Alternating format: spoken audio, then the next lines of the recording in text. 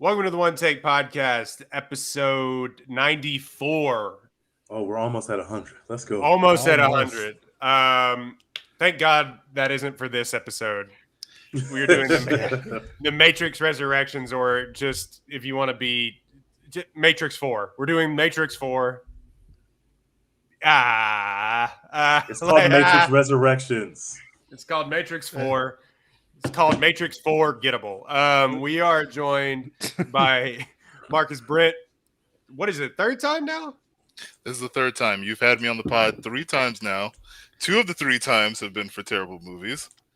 I guess I'm the connoisseur of that art form for you guys, which is fine. Everyone's got to have a HBO lane Max and go angle. to. Exactly. We Blame only wanted TJ. you because we know that you're smart enough to understand the nuances of the Matrix. You can't just buy anybody on for the. They're like, well, I don't understand this shit. That's true. That's true. I am the anybody that you have on who doesn't understand this shit.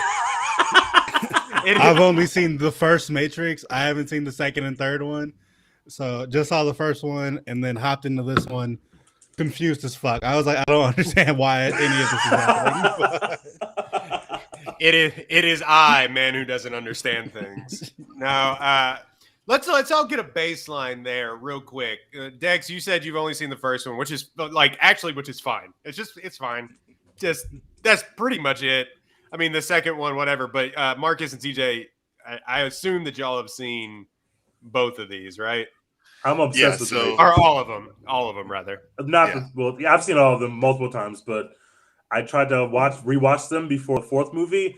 I got to the first one, obviously enjoyed it. Got to the second one, I even text Royden and Dex. I was like, I know that people don't like this movie, and it's definitely flawed, but it is so much fun. It is just like it's like what I would imagine it's like to take meth.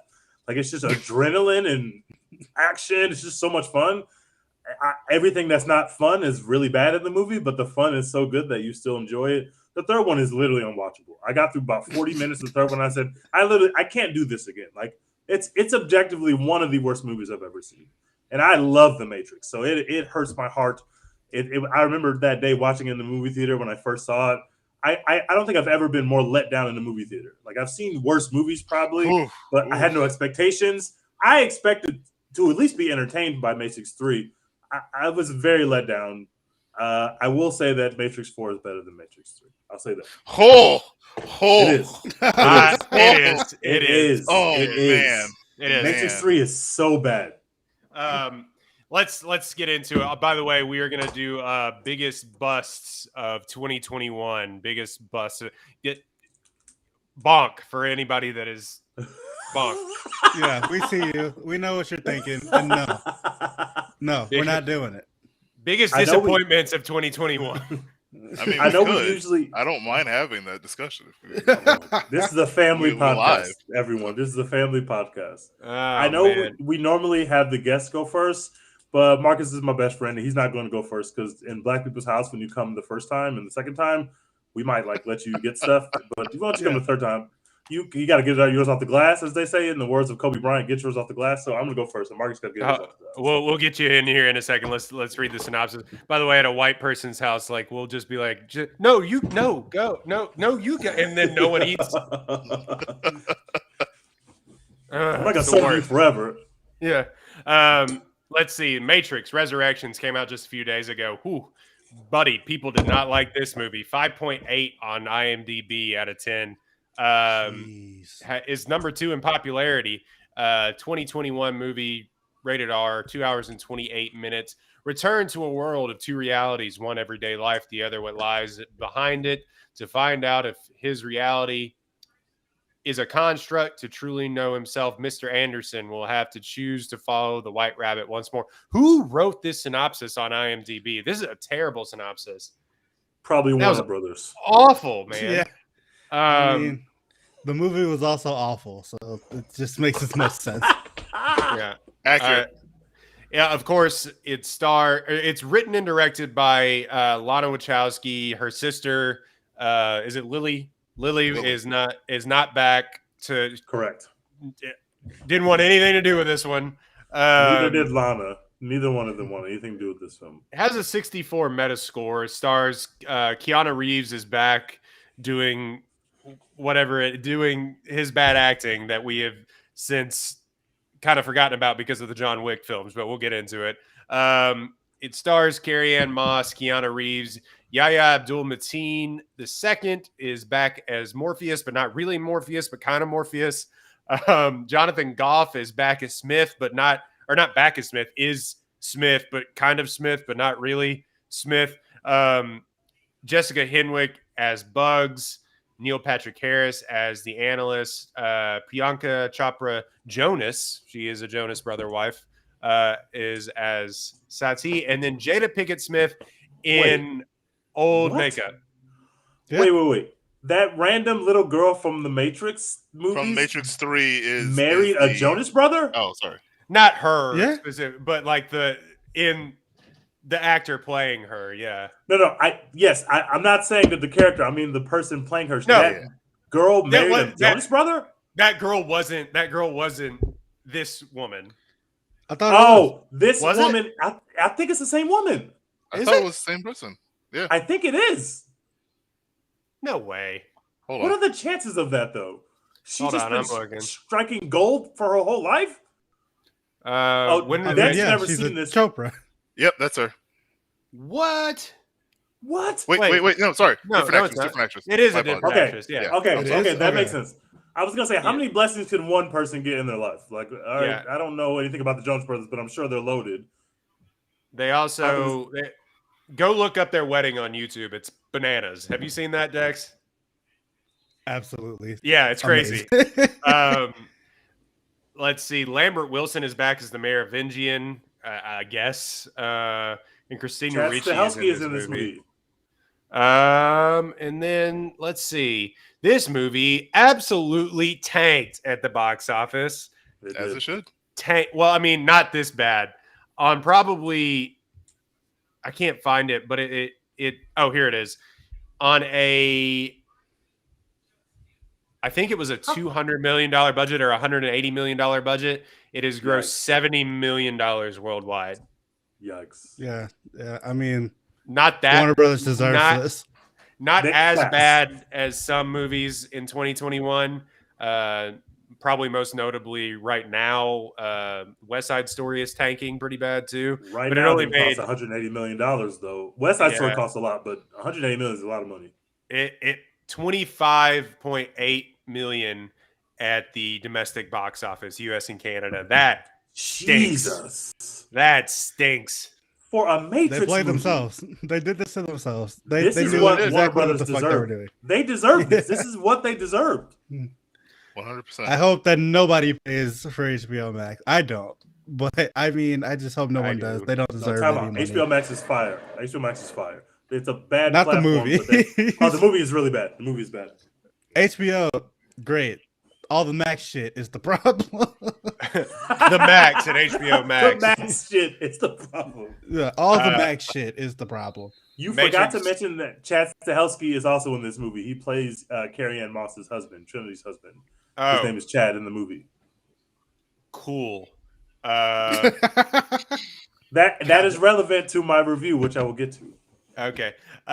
Let's see. Finally, the reviews for this movie lackluster. 64% from critics, 63% from audiences. It lacks the original's brazenly original craft. The Matrix Resurrections revisits the world of franchise with wit, a timely perspective, and heart. And we can talk about that timely perspective because no. Tej, you said you wanted to go first. We'll let you go first, man. Your floor.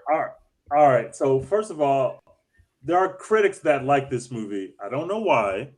Okay, but there are critics that like this movie. And I can understand there are some things about this movie to like, or at least the aspirations of the movie to like. So the backstory of this film, the Warner Brothers, who is the real criminal in this story, has been hounding the Wachowskis to bring back the Matrix since the third movie came out. Obviously, The third movie is bad, but it made a lot of money. They wanted to keep making these movies. And again, obviously in the world that we live in now, where everything on the movie screen is IP, for the most part, especially the big money stuff, these studios are busting heads to get IP. So they've been trying to bring the Matrix back for years. Meanwhile, the Wachowskis have been making big movies, like big swings. Some of them work, some of them don't. But they made V for Vendetta after this franchise. Like they've been trying All to of make them other don't stuff. work. All of them don't work. V for Vendetta works. The They movie didn't direct. works. They didn't direct V for That's Vendetta, true. and you They can did see not. why it worked. Okay, they've had some big swings and big misses, but they are trying to make original content.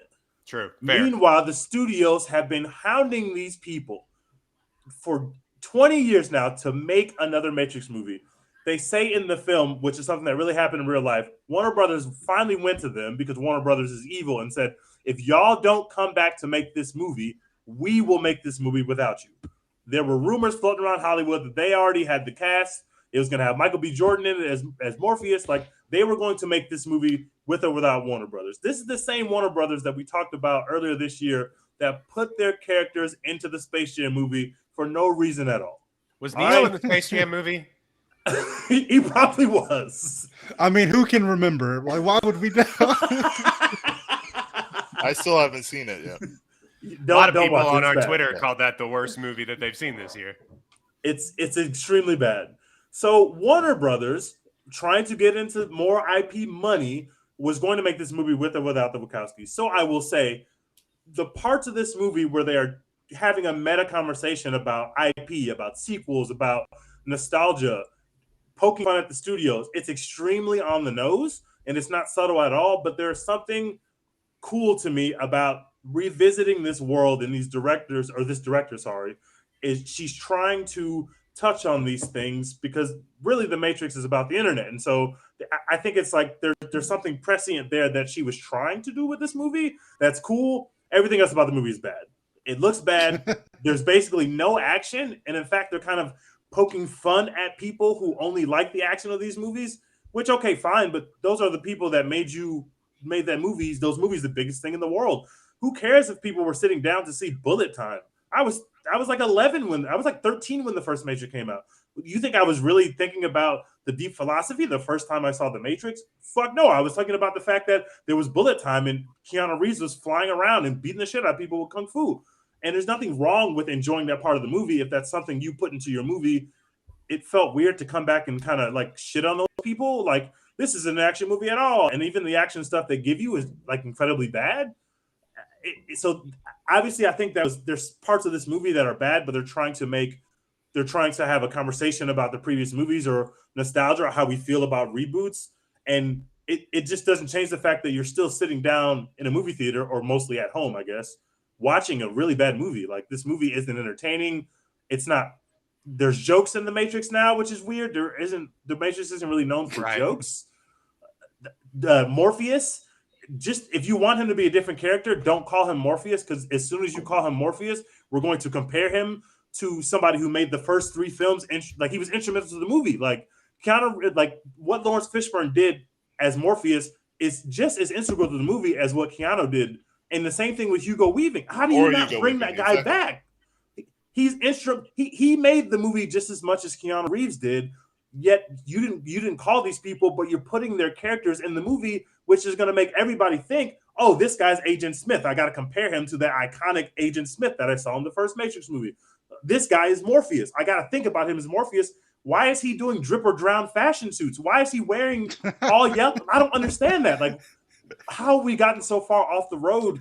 And I think where the movie really misses is, take something like Creed, and we've seen this all over these IPs. They want to reboot something, but they know you can't put the same people from 20, 30, 40 years ago at the center of this film.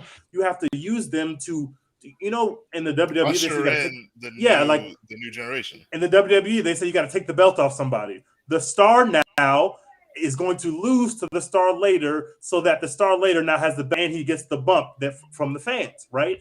So if you want to use Keanu Reeves in this movie, use him, but pass the ball off like Star Wars 7. Like, I know Star Wars didn't kill it at the end, but the reason why Star Wars 7 works is because we are seeing a new generation telling these stories. We're not watching a Luke Skywalker movie 40 years after Luke Skywalker. Like, we don't need to see that. He's had his time. Use him to set up the next part of the universe. But instead, this movie just focuses on Keanu Reeves it just focuses on Neo again, and Bugs is the coolest character in the movie. And I was gonna say, they're in the way of her. If the very start of this movie, when you're following Bugs and Yaya, who you don't know is Morpheus, Exactly. I wrote down, I was like, if the movie was just about these two, like I'd watch the hell out of this movie. Much Like, better. Yeah, if we just followed these two characters around, that would have been cool. Like a cool new story. I don't know. Like they're back in the Matrix. How? We don't know, but it doesn't matter. Like, why are we following around the people that we spent 9 hours with already? 20 years ago. We don't need. We've seen Neo do kung fu and beat the shit out of everybody in the Matrix, and now he's doing like Kamehameha fireball things, and he's not really force pushes. Force pushes the entire. There were some movie. extremely weird decisions. I'm going long, so I'm going to pass it. But the first time I watched it, I would have given it an F. As I watched it the second time and thought more about it, I did kind of like the meta stuff that they were trying to do. So I ended up landing on like either a C- or a D+. I don't know if there's such thing as a D+, but that's where I would go. It's not good. Right. Marcus, you hated this movie. A little bit of context. Dex, like you said, you haven't seen 2 or 3. I would suggest if you want to complete the arc to do that. But 1999, my mom takes me to the theater to see Matrix 1, right? Blown away, as is the telltale told through everybody that's seen the original Matrix movie. It is, on a given day, my second favorite movie of all time. It switches with that and Ocean's 11 for the second spot. Same movie. Yeah. So, I went in thinking, after watching Matrix Revolutions, saying there's no way that the floor could be lowered than what this movie is. And yet, this indie movie, known as Matrix Resurrections, exists in this world, and it is horrible. I was listening to podcasts today trying to prep for it because I did not want to see the movie a second time. And what TJ was saying about the meta commentary is true. Because like I was shocked that they actually said Warner Brothers by name, and Warner Brothers was just like, all right, cool, whatever. When saying that, like, hey, this project is going to get done regardless of if we want to do it. And I think there is some sort of endearing thing in them wanting to do that, and being on board and getting the gang back together. But the thing that I hated most, which I'm now understanding to be true, is that I couldn't understand watching it the first time when they were riffing on things from the original Matrix or 2 or 3 and basically saying like yada yada, all that stuff. I didn't understand if they were trying to say that like we've built this up in our heads to be more important than it is, or F you for thinking that this should be as important as you make it to be. So like I personally felt like, what the fuck am I doing watching this movie? Because this is officially not for me. And then if that's the other thing, is like if Warner Brothers wanted this to be made and like they're basically at any given point in time shitting all over the fans that have liked the legacy of these 3 movies, why are we here? So yeah, absolutely top to bottom, hated the movie. That's the first like half of this movie, and then the back half we'll talk about it. But like the back half is them trying to like piece together the rest of the story. But the first half, they're like an hour and a half into the movie is like this weird meta commentary, about what the Matrix is within the it was like the most hats on hats that I've ever seen in my entire. And it's like the moment that the Merovingian comes back in the picture, which Dexy's from the second movie. I absolutely was like, I'm off this. There's no reason why the Merovingian should be in this movie. I was really frustrated that Smith kept referring to Neo as Thomas instead of Mr. Emerson, because he's literally never done that. And I was just like, what is the point of making this movie? Where is this? I likened it to, like I said, Ocean's 11 is my second or third favorite movie, when they made Ocean's 8. And it's like, this movie on its own is fine. There's absolutely no problem with it. I can totally understand giving them a woman's perspective on this franchise. I just don't understand why it had to be attached to Oceans. because it has little to nothing to do with the original Because characters. more people will sit down in the movie theater and watch Yeah, it. exactly. Even though Rihanna and Anne Hathaway looked so good in that movie, everybody should have went to go see it. It looked amazing. Facts. The Merovingian looked like Robin Williams in Jumanji. Oh, He looked just like him. He definitely did look just like him. Yeah, and they were fighting the Lost Boys, which is kind of interesting. What year is it? Yeah. Man, yeah, I agree with. I have so many thoughts on the first half of this movie, and I think that's what everybody's talking about because the back half is just nonsense. Really, complete nonsense. like the first half is what they were trying to get you into, like to watch, or what the message they were trying to do, and then the back half they're like, all right, now we got to make a movie. And you're just now we got to spend the money that the studio gave us on the budget. Let's just put some action in there. Fuck it, let's have people fall out of the fucking sky. Kamikaze. That's what we're gonna do. I liked that. I was into that. I was trying so hard to like this movie. I was like, oh, this is kind of cool. I was like, I'll go with it, I guess. Man, that was the thing that shook me back into it. I thought that was a comedy bit. That was definitely like Lana Wachowski being like, you know what? Let's have him jump out of the building.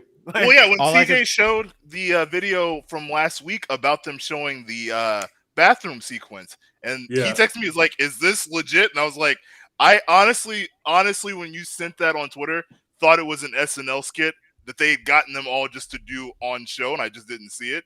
But to actually have it in the movie and it still be bad and not hit, like, I don't know. Keanu's bad in this, man. He's bad. Yeah, actually, he's like very bad, not good. And people were getting mad at people on Twitter being like, "Oh, you can't just show one clip and have everybody think." No, you can sometimes. Yes, you can. If this is part of the story, I can judge it even if it's out of context. It's a part of the story. Like, oh man, Dex, go ahead. You limited knowledge, but I'm interested to see, because just out of like no really any sort of lore behind this franchise, if you want to call it that, what are your thoughts on this? Yeah, so like I said, only saw the first movie, didn't see the second or third, didn't care that much. People said they weren't that good. I was like, okay, whatever, I'm good. But I saw the first movie, like, I came out in 1999. I was 4 years old in 1999, so I didn't see it in theaters, obviously. I missed it, came back around to it for the 20th anniversary when they like put it out in theaters. Went and saw it in like Dolby for the first time. And, like, it was like a whole thing. I was like, oh shit, this is amazing. I get what everyone's been saying my entire life. Cool. So dope. That's like all I knew about The Matrix. Parts of it were very, very funny because it was just like so ridiculous in 1999 to be sitting watching it in 2019. Like when Morpheus like, "Welcome to the land of the real," or whatever the fuck he said. I was just like, that's what he said. Yeah. What he said. That's a line in the movie. But so yeah, really ignored the franchise after it. I saw that first movie and everyone was like, you don't need to watch second and third, they're not that good. They announced the fourth one is being made. I'm like, all right, cool. Only other context I have for The Matrix is that people that I hate use the term red pill to like spread messages that I hate. Only other thing I know about that's my favorite. That's my favorite exchange on Twitter is like some right wing person was like, "Oh, these red pilled, like I'm getting red pilled right now," or something like that. And Lana Wachowski literally tweeted, "Fuck you," like, and then, like the acclaimed director on Twitter was like, "No thanks." So yeah, that's all I know about this. And then the build up to this movie is all, yeah, The Matrix is back. We all love Keanu Reeves again. He's John Wick. It's gonna be so fucking cool. Trailer comes out, everyone's like, why the fuck does he have the John Wick hair? That's gross. I don't like it. He shouldn't have it in this movie. Yes, he should. I wouldn't cut that. He looks amazing. I would never cut that off. I was shocked that he actually cut it for the movie. Yeah, me too. Yeah. So anyway, he comes back. Like, I started watching this movie. Me and my parents, my parents and my little brother, we all go see it on Christmas Day because we were just at the house bored. Like, it's nighttime. We're like, fuck it, let's just go see The Matrix. All of us walked out of this movie just fucking hating it. Like, all as four a of unit. us. This never happens. We never all four unanimously dislike a movie. Pretty much, it's impossible for me to go to the movies and have a bad time watching a movie. Almost. It's only happened like 3 other times, and this is one. Like this is new on the list. I despise watching this movie in the movie theater. It was just painfully boring to me. Like the whole meta commentary thing, it was like a cool bit for like the first 20 minutes. And I was like, okay, this is cool. I appreciate that they like acknowledge like some of the like real world shit that's going on. They like are talking about like the red pill shit, kind of vaguely. They're talking about the like bullet time shit. All right, neat. That's fun. Cool. The Simulate coffee bar. I was like, that's Boo! Boo! Don't want this. Sucked. Joe was. But then like they reestablish Morpheus and all this. They like come back to Keanu Reeves. He's got to make like a video game or whatever. And it's like, okay, everything you just saw, who knows if it really happened? Ooh, are we back in the Matrix? Is this a video game? Is the Matrix a video game within the Matrix? What's going on? Is it real? Is it fake? I was like, I just don't care. I don't give a fuck. And then they finally get to the rest of the plot. And it's like, Trinity, I guess I don't care. Like I only saw the first movie, saw it 2 years ago. I'm not very attached to this romance, so like seeing her on screen, I didn't feel anything. So like this whole plot of her being like the key to love and life and everything else, and like a romance is going to be the thing that like breaks the Matrix and saves humanity or whatever. I was like, is it? Is it though?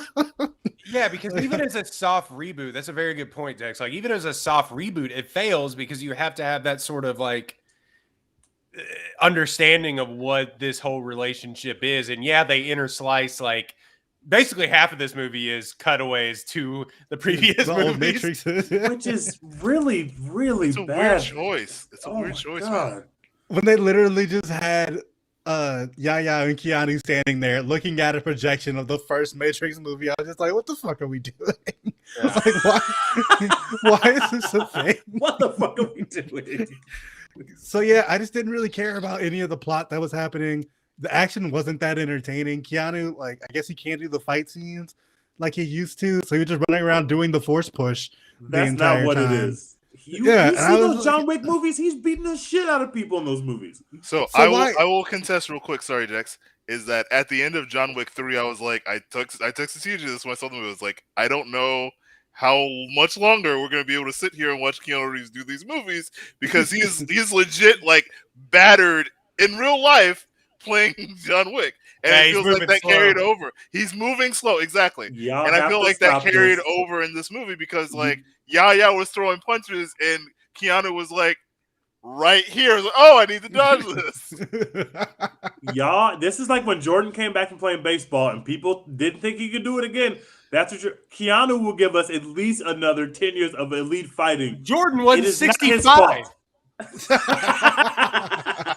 Keanu Reeves is old, man. He is like the life that Michael Jordan was living, all the gambling and whoring. He was at least 65 mentally. Yeah, his lungs were at least 65 at that point.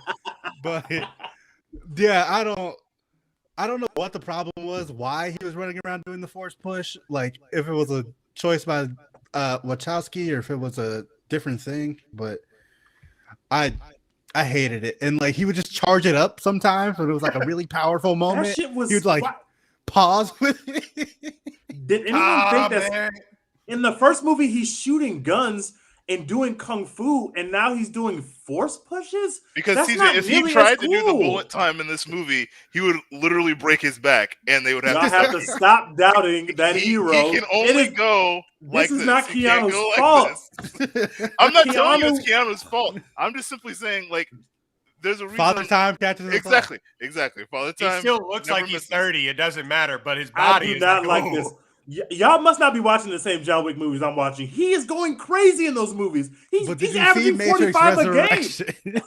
You're talking about John Wick 3. John Wick 3 came out in 2018. I cannot wait for John Wick 4 to come out. Y'all gonna take this take back on this podcast when John Wick 4 comes out. I promise you're gonna take it back. I promise. Hey, if he can prove me wrong, like I was one of the people who was always like, Tom Brady is cooked, he's washed, he's done. And then he comes back and wins another fucking Super Bowl with that inhaler. But yeah, I didn't We I told didn't you like the first. action. It wasn't very interesting. And then they do like this weird thing where like Trinity and Neo, like their hands meet, and it's like a super like force push. I was like, I expected like just Huey Lewis in the news to start playing. Like that's the power of love. Like, I was like, what the fuck is this? It was very boring. The action wasn't good, and like when I wasn't asleep, I was just very frustrated with how bored I was. My mom fell asleep. My dad and my brother were both just on their phones, like just chilling, because we were all just like, "This doesn't fucking matter. I hate this.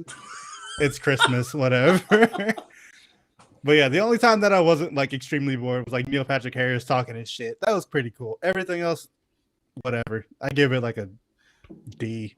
So I was didn't like fine this with very Barney much. Stinson until I was fine with Neil Patrick Harris until he became Barney Stinson in real time, and I was like, why end is of the movie? Yeah. why is Barney Stinson in this movie? Why Who is is Barney Stinson? from How I Met Your Mother? How his I Met Your character. Mother. Oh, I've never watched an episode of that show. My bad. And I was incredibly confused. Again, it was a choice. It was like Neil was doing this thing, and then he was like, "I'm just going to immediately shift all the way into Barney Stinson territory," and I was just like, "I'm so out on this movie." Yeah. And the You know- ending also, I was like, "Fuck this! This is dumb." Yeah. My mom was like, "Is there a post-credit scene?" And all three of us were like, "Do you care?" Like, There actually is a post-credit scene, and What? nobody has seen it. There's a post-credit scene. Oh, I definitely didn't know. I turned it off before we got. I don't care. This movie was awful. I'm not sticking around any longer. There is a post-credit scene though. No one cares. I'm not gonna. I tried to look for it and it didn't come up in 5 seconds when I pressed skip. So nope. Y'all, Tej, you've gone out on a limb to kind of like not blame Lionel Wachowski and not blame blame Keanu. I'll do that for you. God. They both were bad in this, actually. Keanu, the best thing that John Wick did was not have him speak. And Buddy, he was delivering some stinkers in this. His line, like, I love Keanu as much as the next guy. I'll go watch all of his campy Speed and, Point Break and all of that just Love Speed stuff. I'll just go watch all of that. He has some TNT classics, man, including The Matrix, which is kind of my introduction into these film franchises. I never got the opportunity to see it in theaters because y'all are old. But the excuse us. No, I just never got to experience it in theater, so I understand why people love this movie. It was, for all intents and purposes, it was groundbreaking. It was two new filmmakers doing things that people haven't done in action movies, giving action movies some weight, a little bit, like making it a little heady. The bullet time thing was something that no one had ever done before. They were doing this intense realistic effects too at the same time, these intense realistic stunts at the same time too, and blending it all together. Everything that we want now from action movies, which we've kind of gotten with John Wick, and that's kind of revitalized that, is having them do all these integral stunts and then adding in a little bit of like CGI later. And of course, some of the stuff where they're jumping through and like hitting each other and breaking walls and doing all that stuff, like, yeah, and the bullet time, of course, is all CGI, but like it just hadn't been done. And I understand why people have this such reverence for the original Matrix. And the second Matrix, like you said, Teach, is a good time. Third Matrix, it Yes. it just like does it. It does what this movie does. The third Matrix does what this movie does. Is it tries to explain way too much. Whereas why we went to go see and loved the rewatch of the original Matrix is, I think that Lana Wachowski and people involved forgot or do not even understand the Matrix themselves. Because what the original Matrix was, and here's me, film dude, trying to explain to the creators what they made. What the original Matrix was, in like essays have been written about this, is like basically a copy of anime that was brought to the real screen, that the Wachowskis blatantly just basically ripped off Ghost in a Shell, and they brought it to the big screen, and people were like, this is awesome. And it's something that they had been working on for years. It was like an artist's first album. You know how it's like, oh, it's never going to be as good as their first album or whatever it is. It's because they've been working on it literally their entire lives. And that's what The Matrix was. And it was this grandiose idea that they somehow got the studio to pay for, and they put it to the test. And they got Keanu Reeves at the height of his powers to do this. You got Lawrence Fishburne delivering just absolute bars, even though you go back and you watch it and you're like, what is he saying? He's talking in riddles. He's doing so good of a performance that all he's doing is he's explaining. So it's like we don't think about it as explaining, but all he's doing is long exposition and explaining this high level concept. And if he's not compelling, the movie doesn't work. Right. And you don't have him in this movie. But the original Matrix is not as deep as people think it is or want it to be. True. It's not. True. It is not. I refuse to have any sort of conversation about that at all. It's not. It's a shoot 'em up action with incredible stunt work and incredible cinematography and an incredible visual effects for the time that adds some concepts of what is actually reality, and it actually like brought computers into the mainstream right before Y2K. It just came out at the right time. I don't think that they understood why we liked the original Matrix, like Marcus was saying. Like, I don't think she got it. And obviously you saw that with the third one too. They didn't understand why we liked the original movie, you know? And you even saw that in the second one when he sticks that pole in the ground, and it's some of the worst CGI that I've ever seen. And when he like goes and circle kicks all the Agent Smiths, that's terrible, man. But like I think they got away from where they were originally. And that gets me to the very front part of this movie. Whereas in the original film, like the John Wick films, you don't have Keanu talk a lot. The most he does, like the meme is like, whoa. Like he does that thing. He's like, and he yells Trinity. And like, that's what he does in the original Matrix. Yeah. Lawrence Fishburne does all the talking and he does the action. Like it's perfect. Yeah.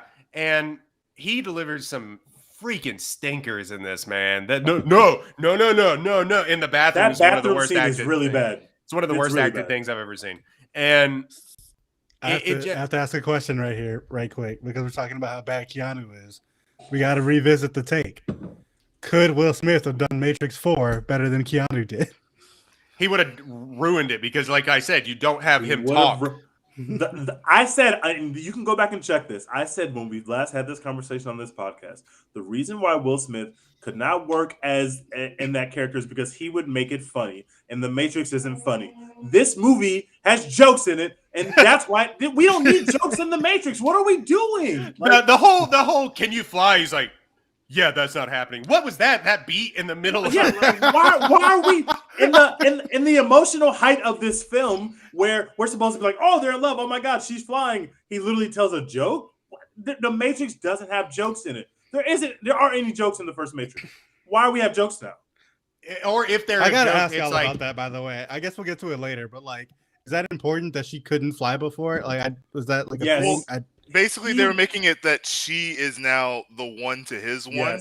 Yes. And so now she can also do the things that he can do. Or no, he can't do them anymore. Yes, but see, he was flying at the end of the movie. So he figured it out. So like, what the fuck is that? That again, that's the thing. It's like the entire part of the movie, he can't do most of the things that he can do. Holy shit, he was flying at the end of the movie. But he legit was flying at the end of the movie again. I didn't even think about that. Yeah. So it wasn't thinking like she caught him. He was flying. Yeah. All right. So yeah, Roy, get back to your review. I'm sorry, but I'm so lost. We can get into the minutia of why it doesn't even make sense. But really, I left this movie thinking, why did they even make it? And I know why they made it.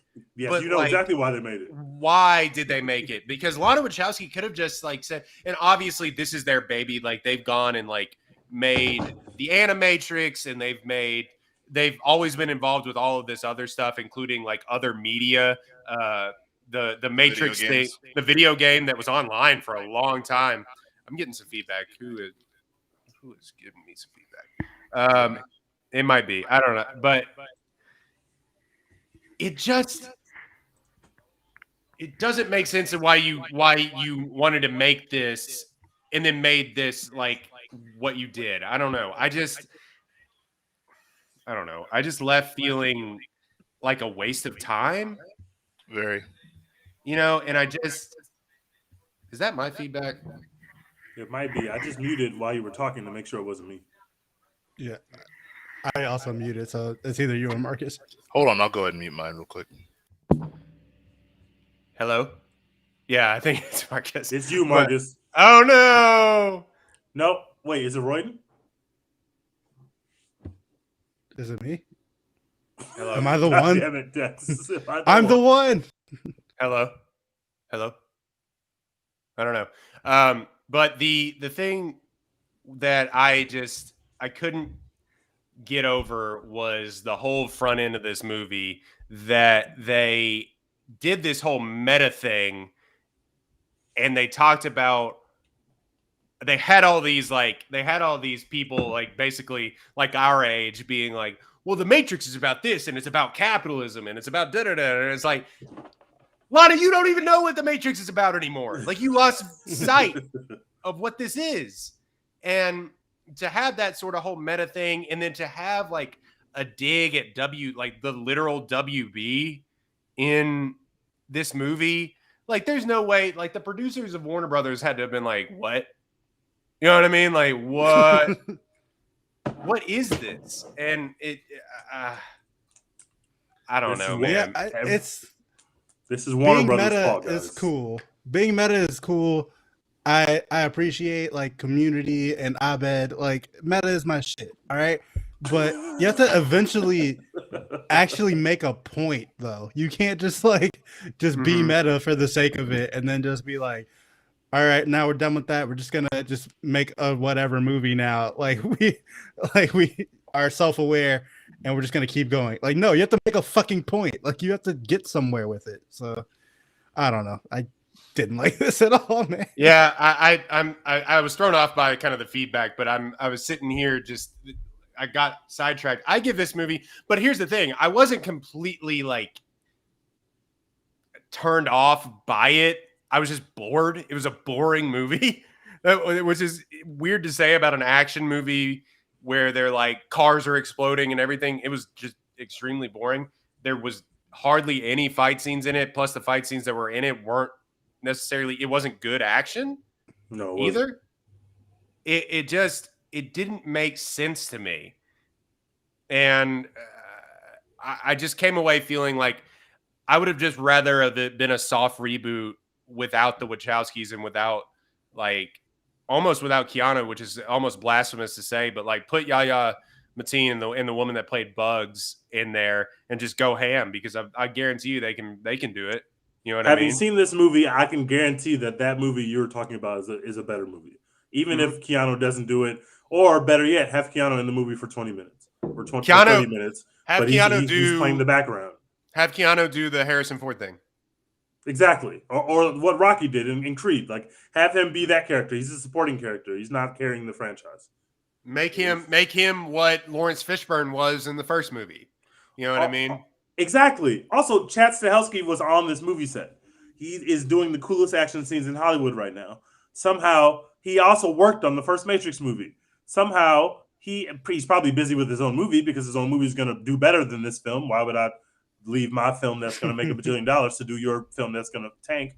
But the first movie has amazing kung fu, and you have people that are shooting guns like pistols so that we can see the bullets. That's why the decision in Matrix 2 is so weird to let's get some machine guns. It's like, it's much cooler to watch Neo dodge bullets where we could see every bullet. Every bullet has some weight to it versus now we're just going to have machine guns, and now he's going to do force pushes, and now it's like, why? This guy was dodging bullets. You made the coolest movie of all time, and then you just cut out the stuff that we liked that made it the coolest movie of all time.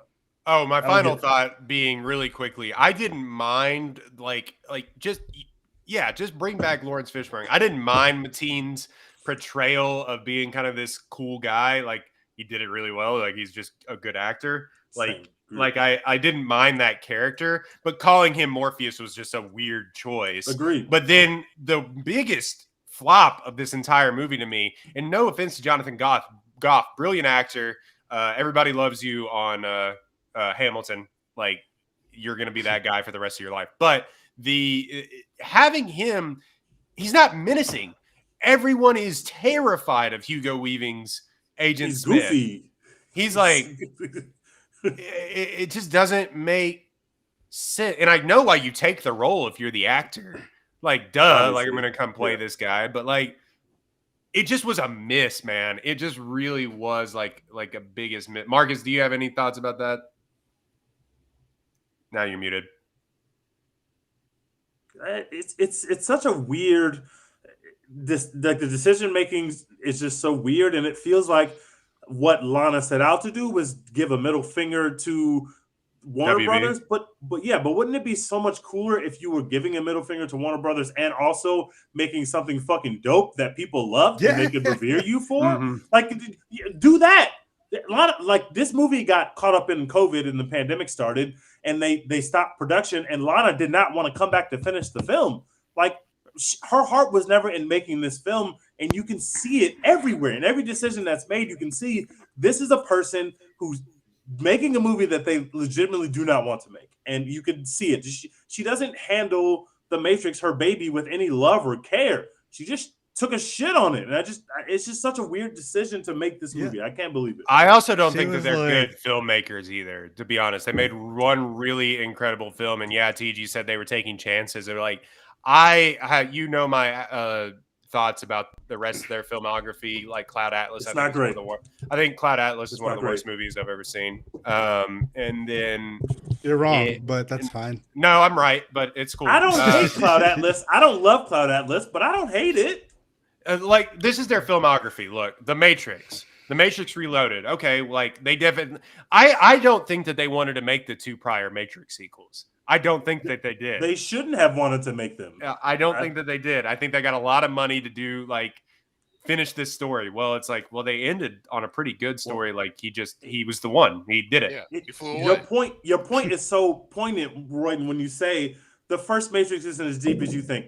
That's why the other movies don't work, is because they have to drill down on this thing that wasn't that deep. Like, it wasn't the deepest thing in the world. It was just enough to put on top of a cool action movie to say, now that's amazing. But as you drill down further and further into it, you're just like, this doesn't actually make sense, and it's not compelling. So it would make sense at the top level where they took it. They didn't need to go any deeper, but we gotta keep. It's like if they tried to make a sequel to Fight Club, everyone would be like, "This is the stupidest shit ever." Because Fight Club is not actually that deep if you think about it too much. Like, you can't make a sequel to Fight Club. You're done. Like imagine if I make you think about Fight Club for another 9 hours of content. You have to watch 9 more hours of this. There's only so deep you can go before you've exhausted all the philosophical questions, and now you got to fill it in with total bullshit. So, like, that's what's happening. The two worst parts of the Matrix sequels and kind of the Matrix too, but like the two worst parts are the philosophical questions that have to answer. Like, the architect scene in the third one is oh my god, what? Like, that's like, and half of that movie is this, but also when they're outside of the Matrix in, like, Zion or iOS 12, whatever they call this, I hated those watching this movie. Like, I don't care about that lore.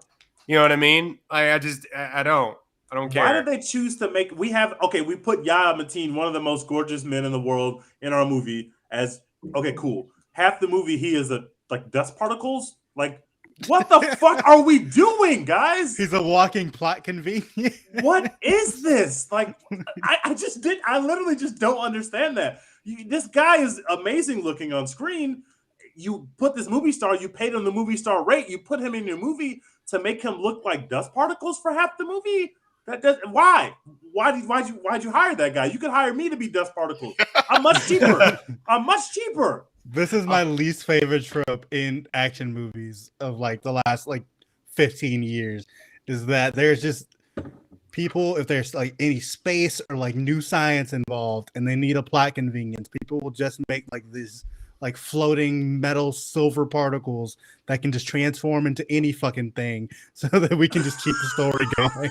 Like, they can bend and warp and, like, reconfigure themselves really quickly into just any fucking thing that you need them to be. They did this with, like, most recent, like, the one that I'm just thinking about most recently because I watched a video about it today is like one of the newer X-Men movies. They have like the Sentinels that can like transform themselves into the like mutants and like take their powers or whatever. They look exactly the same as Morpheus looks in this movie because it's always just these like floating silver particles that kind of like twinkle and twinge and then like transform into something else. I hate it so much. Stop doing it.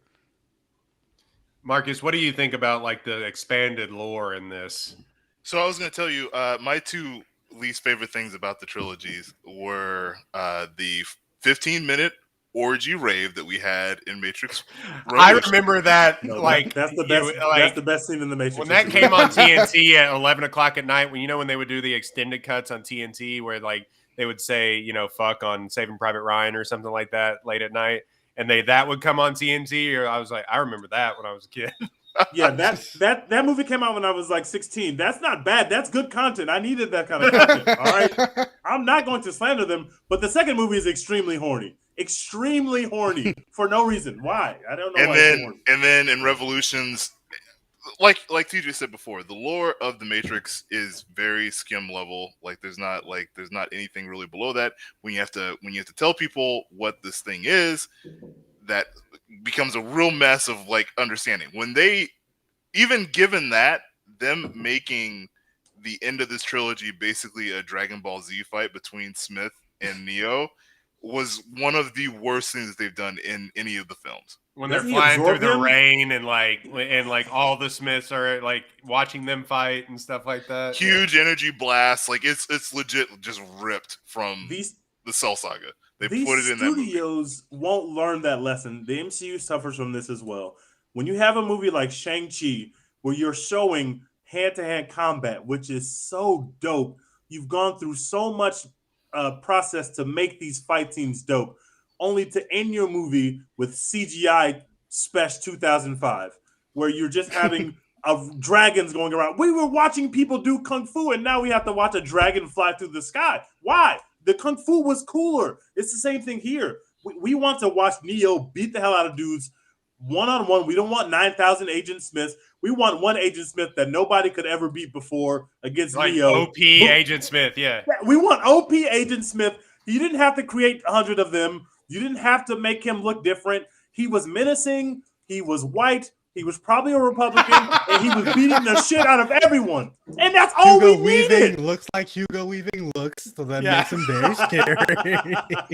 He sounds like he sounds. And he was beating the hell out of people without even breaking a sweat. He doesn't take a breath. Like, he was blocking punches from 9 people at once. Like, why did we need to? You don't need more money and more CGI to make that cool. It was already cool. This dude probably voted for Trump, and he's beating the shit out of everyone. That's all we needed. See, yeah, that's what makes the end of Spider-Man No Way Home so fucking good, because it's just Tom Holland beating the fuck out of Willem Dafoe. Nobody's shooting lasers. No one's fucking. He's literally doing UFC moves on top of Cap Shield. That's all we need. Thank you. This is amazing. There's no webs. There's no nothing. He's just literally just beating the shit out of this man with his bare hands. It's fucking dope. That's what we want. It's amazing. Batista spine busters on top of the Statue of Liberty. Yeah, that's all we need. You don't have to have people fly around and launch energy at each other and all this other shit to end your movie. We just want dudes beat the fuck out of each other.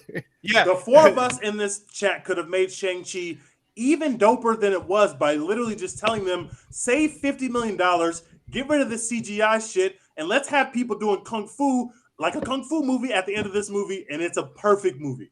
I'm not gonna lie. Michelle Yeoh powerbomb people. And like, we don't need any dragons. We're having the time of our lives just watching people do kung fu. Don't change Michelle that. Yeoh can powerbomb me. What? That's what I'm saying. She probably could do it too. To be honest, to this day. Yeah.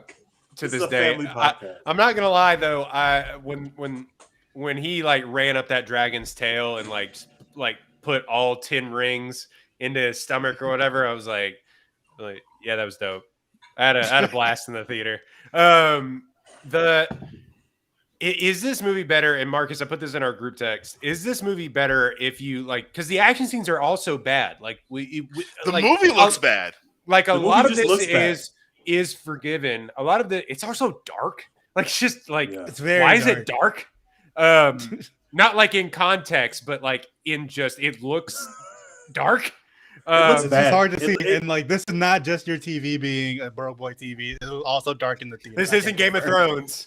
Yeah.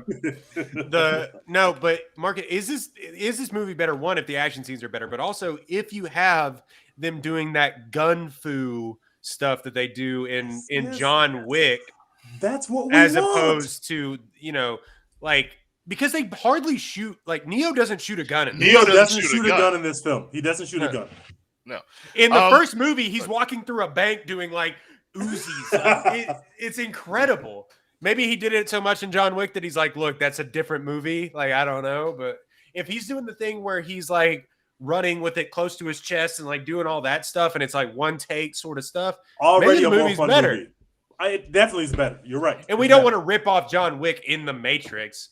But Yes, like, we do. why not? Fuck it. Yes, we do. Let's The do most it. successful action movies that have come out in the 2010s, like We I want to don't make know. money. Let's Marcus, make money you- the old-fashioned way by stealing some shit. Do it. I mean, I don't know because like you still have to resolve the things in the movie that take place away from those action sequences. Like a lot of the problems with the movie is that like you're showing things from the original 3 movies, but not really showing. That's like the diet version of them. It's like kind of showing Morpheus, not really showing Morpheus. We initially show the Trinity scene, not really. Kind of show the dojo sequence, not really. Like all this stuff still exists. So I don't know if you upgrade that stuff, because then you have to again land the plane with whatever is going on with Smith and Neil Patrick Harris. Like all that stuff still exists. I just genuinely, like I said, the meta conversation on what this trilogy, now 4 movies, means to the general public and to like fans, like that all that stuff doesn't matter anymore is what they constantly were saying through the movie. So I don't know, even if those things are upgraded, that changes how you view the movie, because they are specifically telling you your fandom doesn't matter. Yeah, I agree with you. And like as a person who's not a fan, only saw the first movie again, like I mentioned earlier. I felt like, okay, they just said none of the rest of this shit matters. I don't care what's happening in this movie. I don't care who these people are. I don't care what's happening to them. I don't care if they live or die. It didn't seem like any of them were in any danger of dying while I was awake. But I was like, how much of this movie did you miss? Like, how much of this movie did you miss? Impossible to say, to be honest with you. I feel like it wasn't that much. Could have been an hour.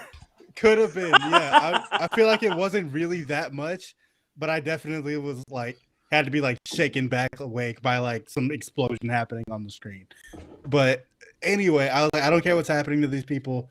Bugs seems like kind of cool, but like, And the Priyanka Chopra character, I was like, oh, that's the little girl from the other movies that I haven't seen. Neat. Don't care about her plan.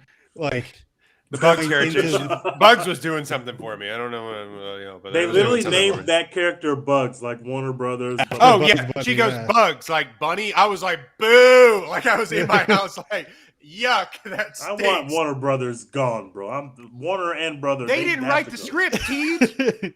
It's their fault that this movie exists. It's their fault. There's got to be somebody at Warner Brothers who, like, throughout the entire pandemic, just like nah. was just like somebody throughout the entire pandemic was just like, fuck it, nothing matters. We're just gonna make everything a part of every single other fucking movie that we have. We're putting Harry Potter in Space Jam. Putting Bugs Bunny in the Matrix. High up decided that shit, and it was the awful decision. And they just some dude named Greg in every single meeting was like, guys, we gotta make it more meta. We gotta push all the WB content. Fuck off, Greg. At some point during the pandemic, everybody either quit their job or died from COVID, and Greg was in charge of some shit, and Greg finally got his way. That's what happened with Warner Greg Brothers. failed upwards, but it was like the metaverse Kevin Feige where he just sucks. Just the worst. If Warner Brothers doesn't fucking stop Greg. If I hear the name Warner Brothers in another movie in 2022, I'm going to lose my fucking shit. I don't want to hear about Warner Brothers in another film. I don't want them mentioning another film in that way. It's a weird conversation, Teej, because we were talking about this in the group message. One, the Matrix is a video game. The Matrix was a video game, like the online Matrix thing, where in canon Morpheus dies. By the way, so there's that. But also, the Unreal Engine thing that they just built, that they probably paid Keanu and Carrie-Anne Moss a ton of money to be in, was an actual Matrix video game.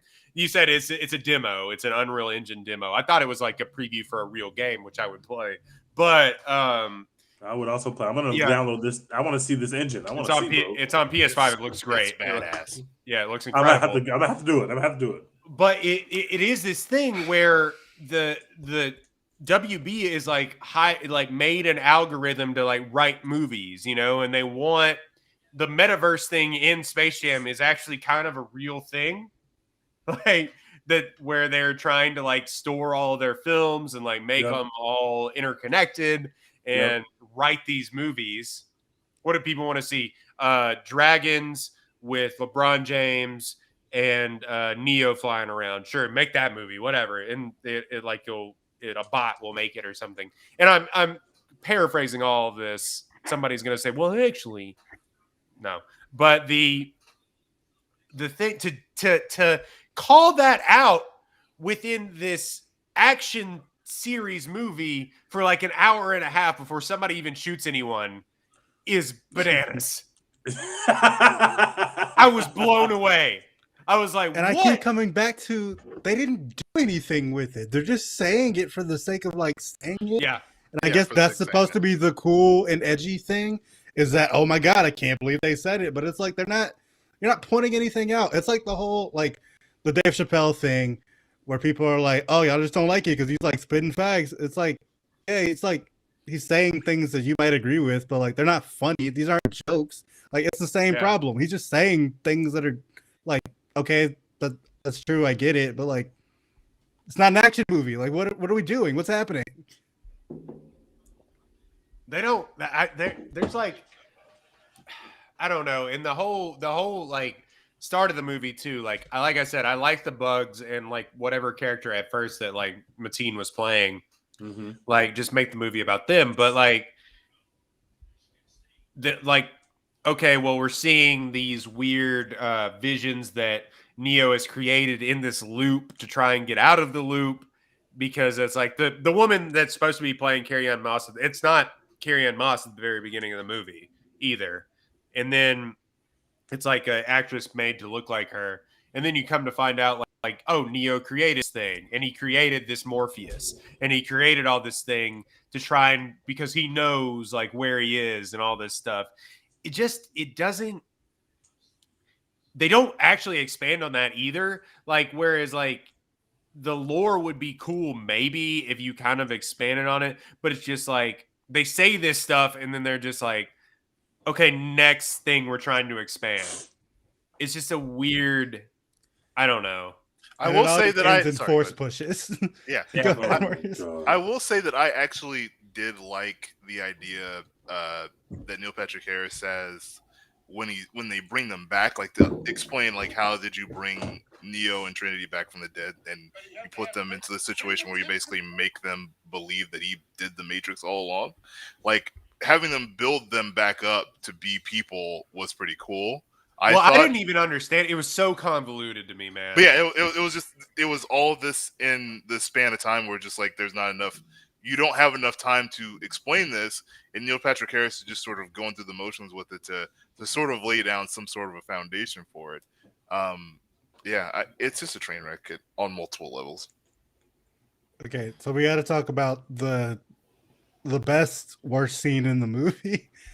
When people start falling out of the sky at the end. That shit was fire. I'm sorry, guys. No, it sucked. I'm sorry, guys. No, I'm sorry, guys.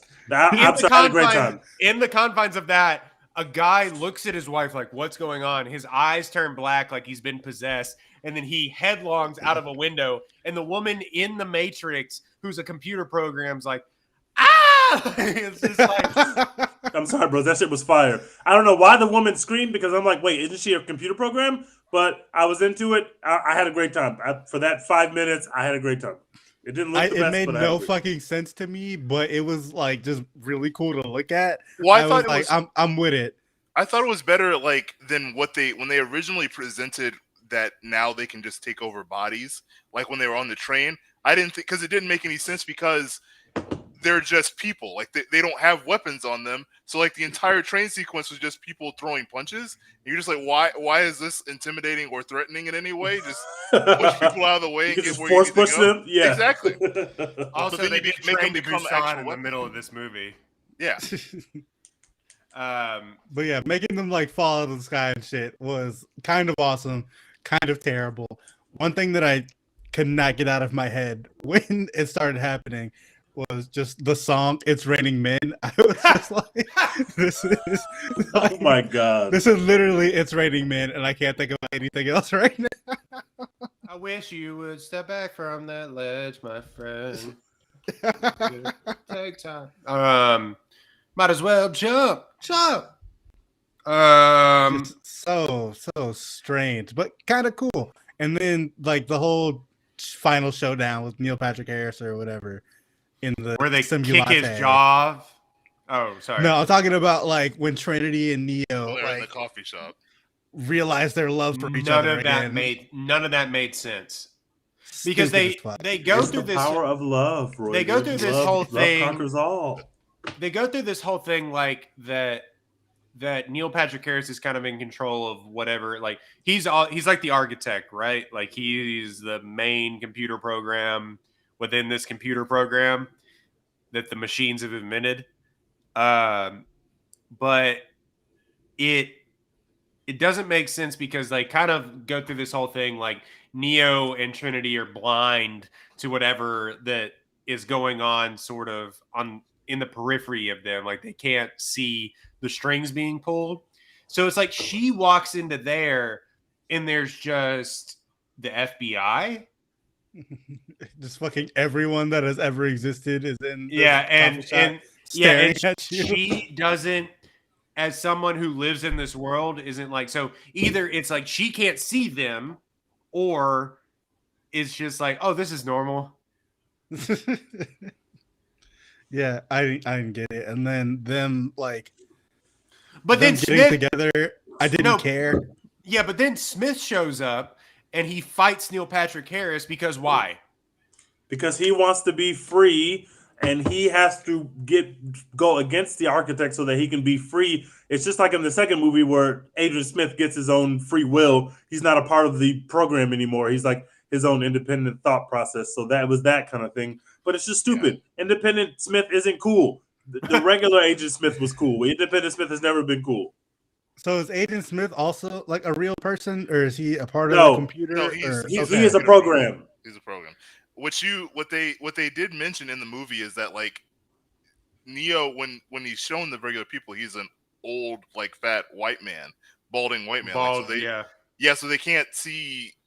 With Trinity walking in there, like she may have just seen, cops. Like she didn't know exactly what was going on for it. 10,000 cops. Yeah, 10,000 cops.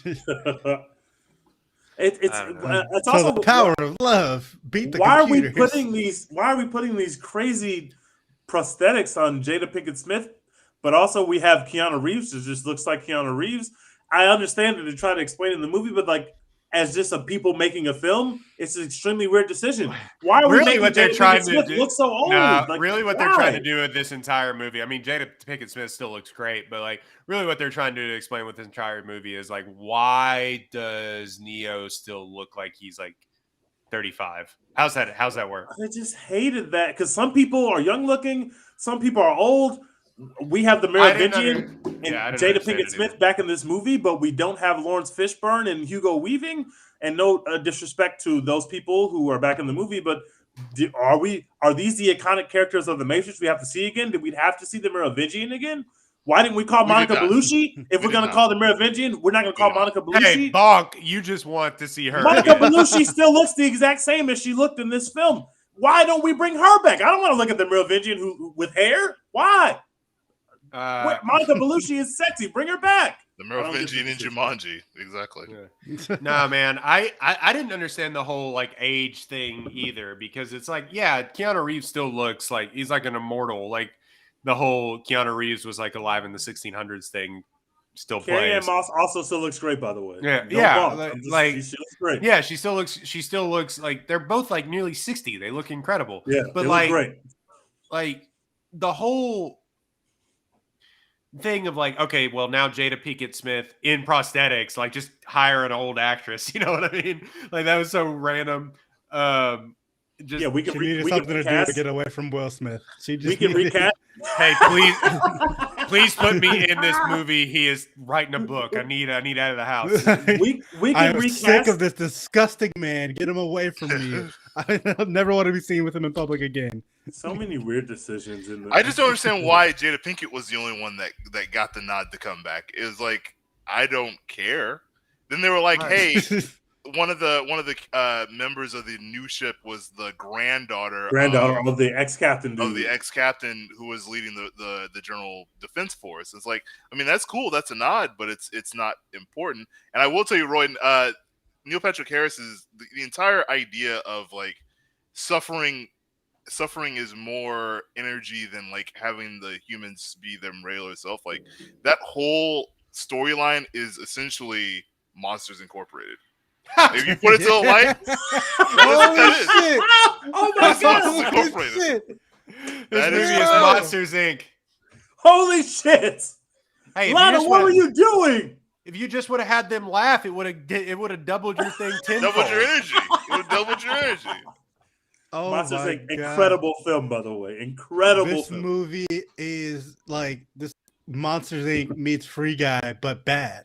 That's what the Matrix 4 That was one of my favorite things that you said, is that this did the meta commentary. Free Guy did the meta commentary better than this. Which is insane Yeah. because Free Guy was perfectly fine, but it wasn't like something. It wasn't like great. great. Yeah, It but was- it's definitely it was cool. more. It's definitely a more fun, a better movie than The Matrix 4, which is insane to say. Because how much Ryan Reynolds can you really take? Like, how much can you do? But it's still better than this. Yeah, Free Guy was way better than this. Maybe my opinion of Free Guy is like colored by the fact that I was just like happy to be in a movie theater and I thought the pandemic Yeah, we was were over, back. but Yeah. yeah, but I mean, it was way better than this. Yeah, this movie, people like it. I'm happy for you. I don't like shit on you for liking it or whatever. Like, do your thing. Not for me. If they Jodie did a Comer fifth is one, in Free Guy. If I'm Jodie Comer was in this movie, we would have liked it better because she's the greatest of all time. Facts. We have- Y'all should have I'm seen in- The I'm Last in the Duel. hive. You fucking peasants who haven't watched it. Biggest You're what's bust of wrong with 2021. I'm going to watch America. it. I'm going to watch it. Biggest I love bust of Jodie Comer. 2021. I'm definitely gonna watch it too. Yeah, I gotta any be in the more- mood for these rapey movies that they be dropping. I gotta be in the mood, man. That's The Last But Duel it's is not so something you good. can just. Out- I can't just press play on The Last Duel and Wait, be how in the many mood, rapey like- movies are people Yeah. dropping? I mean, listen, it's I mean, Hollywood, Licorice bro. There's some Pizza rapey shit out exists, there. and- Licorice Pizza literally exists, bro. That's true. I have yet to see Yes, that it one, and I exists. might not. I know we have an Oscars pod that'll come up here in like a few months, but I might not. I can't wait for the Oscars pod because me and Dex are gonna boink the whole internet and be like, "Why are y'all looking and treating this film as if it's some heartfelt expression of love when it is some creepy shit at the center of the film that you can't just look around to figure out why you like this film?" But For no fucking reason. this is It what doesn't white need people- to happen. this is what white people do because they did the same thing with Call Me by Your Name. They did the same Yep. exact thing. Before we get back to What? before we get back to the Matrix 4 and like closing up on that, I just want to say I keep seeing people put Licorice Pizza on like their end of year best ofs list, They're like everywhere. top 5. I need y'all telling on yourselves. I need y'all to know that. I need y'all to know that we are keeping score. We can see your tweets and your threads and your articles that have Licorice Pizza in your top 5, and you're on a watch list. Just know. They're going to age badly, guys. In 50 years, when people bring up this movie, they're going to see your reviews that you wrote about how heartfelt this movie was, and they're going to think you're a fucking creep. And you're telling on yourselves, and I hope that y'all, just know that that's not going to age well. That is going And to a lot of you are fucking creeps, and when you get like caught for it finally, We're going gonna to go look back at your to that licorice review. pizza review. We're gonna go right and back be like we see. There it goes. Makes sense. Makes sense. Pattern was out there. It was in front of us. Royden, have you never seen Call Me by Your Name? Because it's the same movie. I have not. I don't want to see a boy fuck a peach. I'm good. Wait, that's not the wrong part of the movie. It's like a adult figure who also is like empowered over this youth, falls in love with this youth. That's also a bad and part of the love movie, story. Teej. I don't know what you're talking about. Okay, the boy. Also, it's Army also Hammer, bad. which we don't really do anymore. Yes, Yeah, which is like also it's all aged badly. These texts exist on the internet. I saw how y'all were writing about Call Me by Your Name. I saw how the Oscars were trying to reward this movie. We did not forget. The internet remembers. We didn't forget. It gave us Timothy Anyway. Chalamet Mays though. So anyway, The least interesting character of Dune. It gave us. right. Aggressive amount of him in Dune. Least interesting character on the screen was him. That's true. But I still don't think he did a bad job. But like, Yeah, he wasn't bad. Just like his character wasn't interesting. Anyway, Anything else to say about this boring movie? they're going to probably make a fifth one. No, they're not. Won't. It probably won't. If I will put all the money in my bank account on this. It is absolutely coming. They'll give it some time. It is coming, and it will not involve the Wachowskis. And maybe the bar is low, so like maybe it'll be better, but it's not going to be good. It's not going to be good. And guess who's going to go be right there in the movie theater watching these movies? Everybody on this podcast. Maybe not Dex, but Roy will be there. Marcus will be there. That's the problem. I will be there too. Like, I'm not judging y'all. I will be right fucking there, because if it bangs, I'm going to be the first one like, this shit fucking bangs and the Matrix is back. I'm going to be there. I hated the last Star Wars movie. You want to know who's going to be right there in the theater? Me. You want to know who's loading up the Book of Boba Fett tonight? Me. I can't get enough of it. I can't get enough. I don't care. Keep it coming. Give me the thing that I like. Oh man! I need something in my mundane life. Make more movies, please. Give me. I just want the thing that I like. People are screaming for Amazing Spider-Man 3 at this point. We will see any fucking game. Yeah, We're awful. Yeah, that is like, hey, remember those two Andrew Garfield movies that were awful? We're gonna go see make a third one. Let's do Make a it. third one today. He was good in a movie where he was on screen for maybe 10 minutes total, and they were Let like, him carry a movie, damn it. Those two bad movies you made, we need a third one. It was like, no, we don't. We do not need that. Bring back Mark Webb to direct. Good Lord. Okay. All right. We're going to do biggest bust of 2021 right after this ad break from Apollo Houston. I'll be right back. We're still live. We have not talked about on this podcast how fucking incredible Florence Pugh has been in the Hawkeye show. Putting up fucking numbers, That bro. is, she is going crazy, and she is the most charming person in the MCU already. She's incredible. I've been trying to tell people for literally 2 years on this podcast and like 3 years in real life. Florence Pugh got next. The young goat. Y'all see it. Like, what else can I do? She's going crazy. She's Accurate. God, she's just the best. She's literally the best, bro. I can't fucking wait for the rest of might the load movies. up I definitely was not into the rest of Hawkeye. Like, and they may have killed off Kingpin. Like, they didn't kill off Kingpin. You sound like Royden now. I don't care. There's 0% chance that Kingpin is dead. Because the same thing that I just was saying about Keanu Reeves struggling to get through the end of this movie is the same thing I felt about Jeremy Renner. Jeremy Renner was like on fumes. And he was just like, you know what? I enjoyed these Marvel tracks as much as the next guy. The whole point of Hawkeye is that doing this. The whole point of Hawkeye is we're getting Jeremy Renner out of here, and we're in the Kate Bishop, and I'm in Kate Bishop hive now. She was great. Yeah, it's Haley Steinfeld season, baby. Yeah, we done with Jeremy Renner. That's the whole point. His era is over, bro. I know. I understand. I'm just saying, like, I was done with that show because I don't like. It was okay. I'm just like, we need to stop thinking that like everything that's been put out is good from the MCU. Like, we're talking about Hawkeye. Yeah, bro. Kate Bishop was amazing. It was they gave us Kate Bishop. It was okay. Kate Bishop's gonna score 50 points in a playoff game in an Avengers movie, and you're I like crazy. The mix with Haley Steinfeld and Florence. Like, it was clear that they were building for Young Avengers, so they're like, we need to get this camaraderie, this back and forth going. Like, there needs to be they bodied that, killed it, and there were great ones that I actually liked about it. But it's just like the rest of it, I just thought it was all right. All right, so it had the same thing that all the other MCU shows have had to this point. First couple episodes, you're like, okay, what the fuck is this? Why is this happening? Third, fourth episode, you're like, okay, this is fucking amazing. You get to the penultimate episode, you're like, oh my god, what are they gonna do? They're about to break the MCU wide the fuck open. So much shit is about to happen, and then the finale happens, and you're like, oh, they didn't do everything I thought they were gonna. They didn't do the thing. Yeah, they didn't do the thing. WandaVision, you were like, all right, X-Men are here, it's going down, let's go. And then the finale, you're like, all right, they're not doing that, never mind. Loki, you're like, all right, here we fucking go. Like, multiverse happening right the fuck now. Here are the X-Men. No, it's not happening. Hawkeye, you get to the end, you're like, all right, Spider-Man showing up in this shit right now. He was swinging over Rockefeller Center. I saw that motherfucker. He's gonna be in this shit. All right. But it's still good. It's just, it's not everything I wanted it to be. But I still enjoyed Hawkeye. Anyway. We'll talk about it. We'll do a Hawkeye episode, I feel like, or maybe a half episode on Hawkeye Hawkeye was great. I thought it was okay. Bishop Hive. I cared nothing about Haley Steinfeld. I didn't really know who she was. I had seen her and stuff, Look, but I didn't really care about her. I will watch now Haley I'm in on her. I'm in on her hive. Okay? I am in the Kate Bishop hive.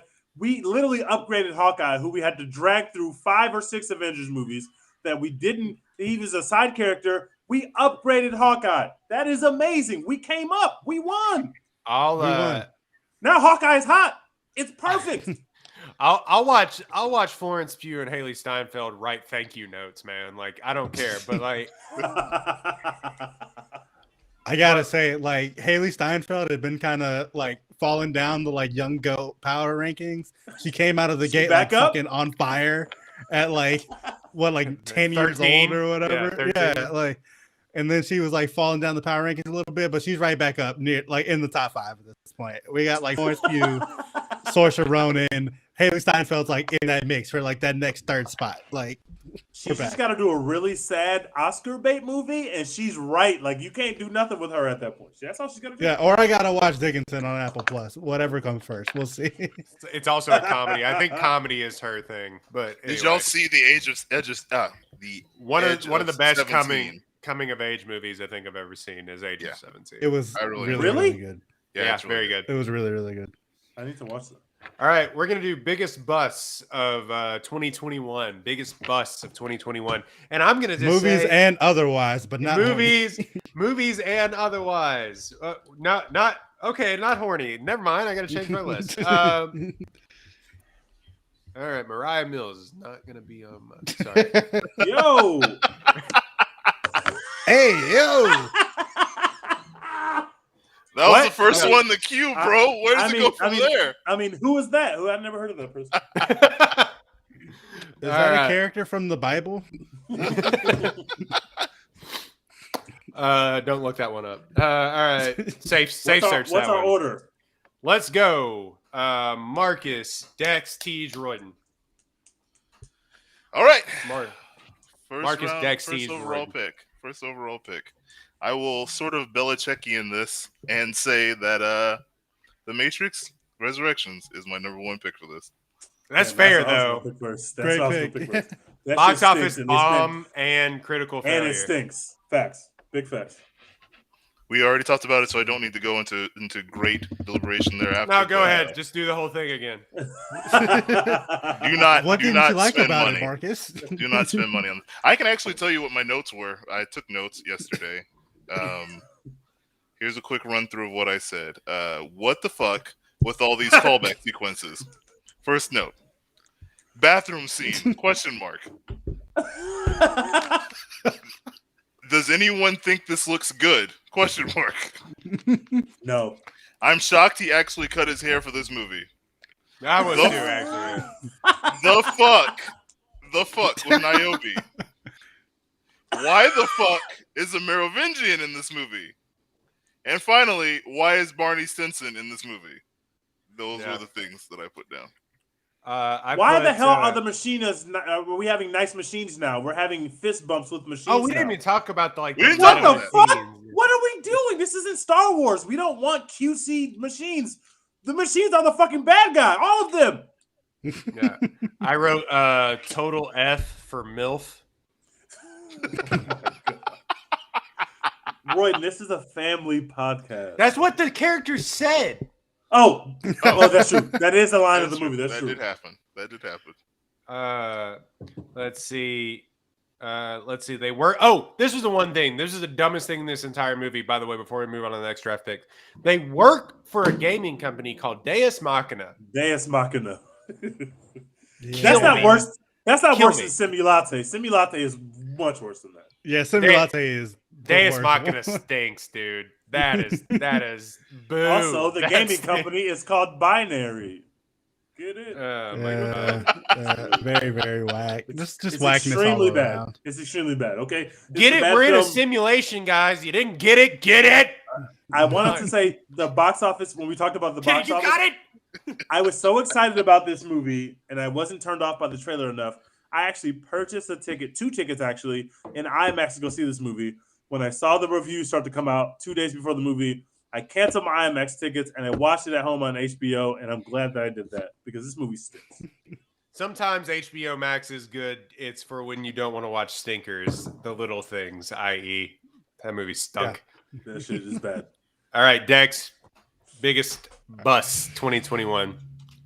So I'm gonna take a movie that it was a box office flop, I'm pretty sure, but I didn't look it up or anything. It was just bad and was a beloved property they were putting on the film for the first time, and people were excited about the prospect. Then it was just fucking awful. Dear Evan Hansen, that movie fucking stunk. For those I of didn't you know who that are was IP. unfamiliar, yeah, it's a Broadway play Broadway. I had no idea. Broadway play that they put. Tony Award-winning Broadway play. Beloved by millions of people, which is why they want to make it into a movie. They used Is the original actor who was Evan Hansen. It It was in the way original too Broadway old. play. Yeah. Wait, Ben is it Platt- bad? Is the movie bad? Yes, quite. So, Oh. so Ben Platt is So He's Ben like Platt, he was in 27? Pitch Perfect. He was in Pitch Perfect and played a college student 10 years ago. Oh no! And so oh, no. in this movie, he plays a high school student now. So that tells you everything you need to know about why this movie is just fucking strange. He's also Well, super not everything. wet. He's super sweaty. Yeah. He's just a strange looking person, but also he shouldn't be in a high school for any reason. He just looks old as shit in this movie. And it's about so this kid commits suicide and Evan Hansen lies to people and pretends that he got a suicide note from this kid who died, and he becomes super popular based on that. And it's a musical, and it's as insane as it sounds. I'm not sure Wait, why people like the he Broadway becomes- musical so much. he becomes popular because he wrote a note and people thought it was somebody else's suicide note. Yeah. Yeah, That's- basically, the person that committed suicide gave him the note, it was addressed to him. So he has the last tangible piece of this person's life that he has made up. And Was the everyone is person- oh, you're so cool. This is so great. But he actually wrote the note. Evan Hansen wrote the note. Yes. Yeah. Yeah. I didn't get it either. I literally don't understand that. I didn't understand it either. The musical apparently is great, and it won Tonys and is beloved by millions of people or whatever. Made that guy I famous. didn't watch it, didn't listen to the soundtrack before seeing this movie. So I went in and I was like, why the fuck do people like this? What about this is good to them? Let me blow your mind, Dex. The musical, before it became a movie, lost $9 million in its theater run. So they said, let's adapt this thing that didn't make a lot of money and in fact lost money on Broadway into a film, and then the film lost money. I feel like It's Broadway dumb. plays lose money. Maybe. I don't really know how that works, but But 9 million sounds like a lot. That sounds like a lot. 9 million sounds like a lot of money to lose on does he anything. To be does he honest. tell the school that did they eventually find out he wrote the letter? It wasn't somebody else's suicide Yeah, note. eventually everyone finds out, and at the end, he's just is sad. What do we learn I at the guess. end? He gets What do we learn? forgiven. I don't know. Be yourself or something. Don't Basically. forge suicide notes for other people. Don't commit suicide. Be yourself. Don't commit and- suicide. Wait. that's it. This is probably not compelling content. Somebody committed suicide already. And when the person committed suicide, he said, I'm gonna write a note and tell everybody that this was the person's suicide note to get clout. No, he was writing a note as like a therapy exercise or something. He was supposed to like write notes to himself every day, like addressed to himself. Got it. The kid who committed suicide like took it from him or something. I don't remember how it ended up in that guy's hands. Commits suicide. People find the note from like that Evan Hansen had written to himself that the other kid stole. They thought the suicide kid wrote the notes, Evan Hansen. Very strange. Like that's why. So he didn't do this on purpose. It just happened to him. Like it just happened. And he was like, "Fuck it, I'll roll with it." And he just went with it. One of the songs in the movie is like after the kid has committed suicide, and they like bring that like actor back, and he's like singing in the song with Evan Hansen. What? I'm sure on Broadway that goes hard when you like spotlight. I'm sure it does. Yeah. I'm sure it was incredible on the stage, on the screen. Fucking awful, and one of the biggest busts of 2021. I went way too long on my shitty pick. No one else has seen. But no, I had that was my fault. I had so many questions. No one even talked about it. No one talked about it because it fucking stunk. By the way, I'm looking at biggest box office flop. Are you on the Screen Rant article that I'm on? No, I don't use those. I do this from the dome. Biggest box office flops of 2021.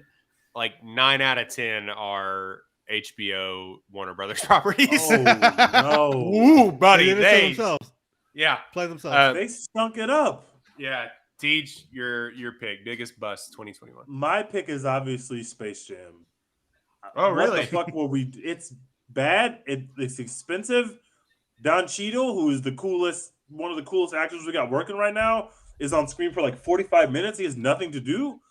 It's bad. It didn't make a ton of money, and it's just like the complete like.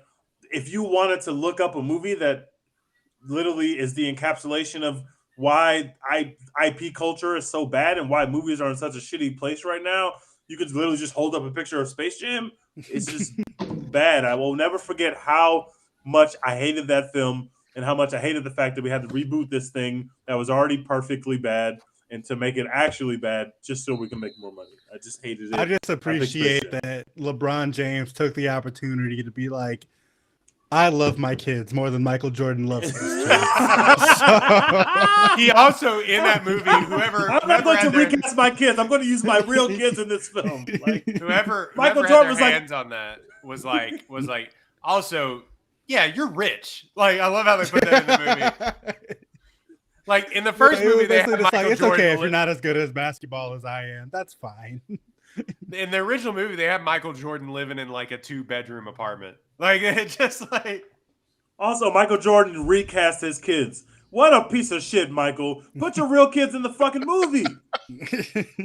LeBron gave us his real kids. Those weren't his real kids. Those weren't his real kids. Okay, then never mind. Then LeBron James is as bad as Michael Jordan. Don't cast. You have real kids. Put them in the damn movie. My favorite thing about that, though, is they were like, we have Bronny James, who's going to go to the NBA maybe eventually, and also the other one. Hey, Bronny is considering between Duke and Texas, so we will never slander that man on this podcast. He's considering between we will Duke never do and that. Duke. Get the fuck out of my face. All right, that's fine. I'm fine with that too, but we will never slander that man on this podcast. This is a pro Bronny James podcast. What is there even to consider about Duke at this point? Coach K is leaving. Like, what are we talking about? Please don't start that. This is not a sports podcast. Don't do that, please. You know, we haven't seen the Coach K goodbye tour as much as I thought we would. That's because Duke is underperforming. Do you realize how amazing our team is right now? It's scary hours. Duke is incredibly good. You're talking to the reigning national champs. You can't hurt me. I'm not. Okay, that's true. I am, but Baylor hasn't looked nearly as good as I would have thought. Get the fuck out of my face! It's been a couple moments with some teams. You know, I don't want to say it. I'm just saying. Who has a loss and who doesn't? Y'all lost to Gonzaga like some pores. Let's talk about. We lost to one of the best teams in the country. Trust me. We didn't lose to Gonzaga. You lost to that skinny Dickensian child. Y'all didn't play Gonzaga. That mustache man. Don't worry. I'm just telling y'all that Duke, look, if everything goes well, I think it's scary hours, bro. That's all I'm saying. That's all I'm saying. Biggest bust of 2021, Drew Timme. Let's talk about it. Let's talk about it. Biggest bust of 2021, my pick. No, wait, you skipped me. No. You just went Space Jam 2. Oh, that's right. Sorry. Go ahead. 2 Space, 2 Jam. Space Jam 2, Electric Boogaloo. Biggest bust of 2021. I gotta be said. I think somebody might have. The Last Duel tanked, man. It made like $17 million. When people were going to movies, by the way, this was right when like people were like, we're Spider-Man just made $1 billion. At the also, he dropped the movie after that made more money, so we can't even use the COVID as the excuse for the previous money. Like I just don't whoever was in understand how charge of marketing for that needs to be fired. They were terrible. I literally could have done better. I actually did more for that movie by myself on my own personal Twitter account than their Twitter account did. Like dead ass. Like I'm not even joking. It had the guys who wrote Good Will Hunting writing a movie together for the first time since 1999. It had one of the biggest stars in Hollywood, Adam Driver, playing opposite, probably also another biggest star in Hollywood, Matt Damon. Has Ben Affleck, who like people still like to watch him do things. It has one of the biggest like up and coming actresses, Jodie Comer, directed by one of the most renowned directors ever in Ridley Scott. And it just made like $15 million. It's crazy. But Roy, the problem is that you young people only want to be taught things on your phone and TikTok. And so you don't want to go to a movie and experience real cinema. You only use TikTok. How could you have done better, Dex? What did they do wrong?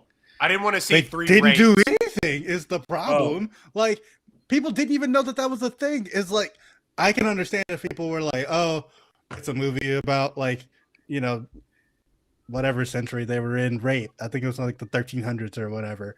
Like, I don't want to see that. People didn't even know that was what the movie was about or that it existed. Like, get up to that point at least. Like, put this shit in people's face. Like, where, like, The Matrix, the movie stunk, but at least Keanu Reeves was like out here telling people, hey, this movie is coming out. I'm in it. Go see it. Like, did anyone hear Matt Damon talk about this movie ever? No. Or Adam Driver talk about this movie ever? He did more publicity for that movie. For cryptocurrency. For Stillwater. Yeah. For Stillwater, he did more publicity for that Republican Stillwater movie than he did for this Last movie. Duel. But that's crazy because The Last Duel is apparently good, right? Like, it's good. It's good. That's insane. It might catch a couple Oscar noms, maybe. And I still haven't seen it. I plan to see it. I'm still looking forward to see it. Yeah, I'm going to watch it. Amazon that is like that should be like number one on Amazon. Like they had to. Bezos can like give Ridley Scott the money to like put that on Amazon. Whenever that shit drops on streaming, I'm going to see it. So somebody gonna get my time. Because it was in that block of movies with like Last Night in Soho and like two other movies that were like jam packed in those weeks. And it's just like I couldn't go see everything back to back like I wanted. Yeah, where they were trying to get them out. They were like, we got to get this out before Spider-Man. Baby. They knew Spider-Man was coming and taking the corners back. Speaking of Spider-Man, my pick is going to be related to that. But anyway, Roy, the next pick. My second biggest bust of 2021 is Apple TV Plus. Okay. Oh, wow. Yeah. They have so much content that is actually good, and no one gives a shit. It's on your phone for free if you buy a new device, by the way. Isn't Ted Lasso on that network? Yep.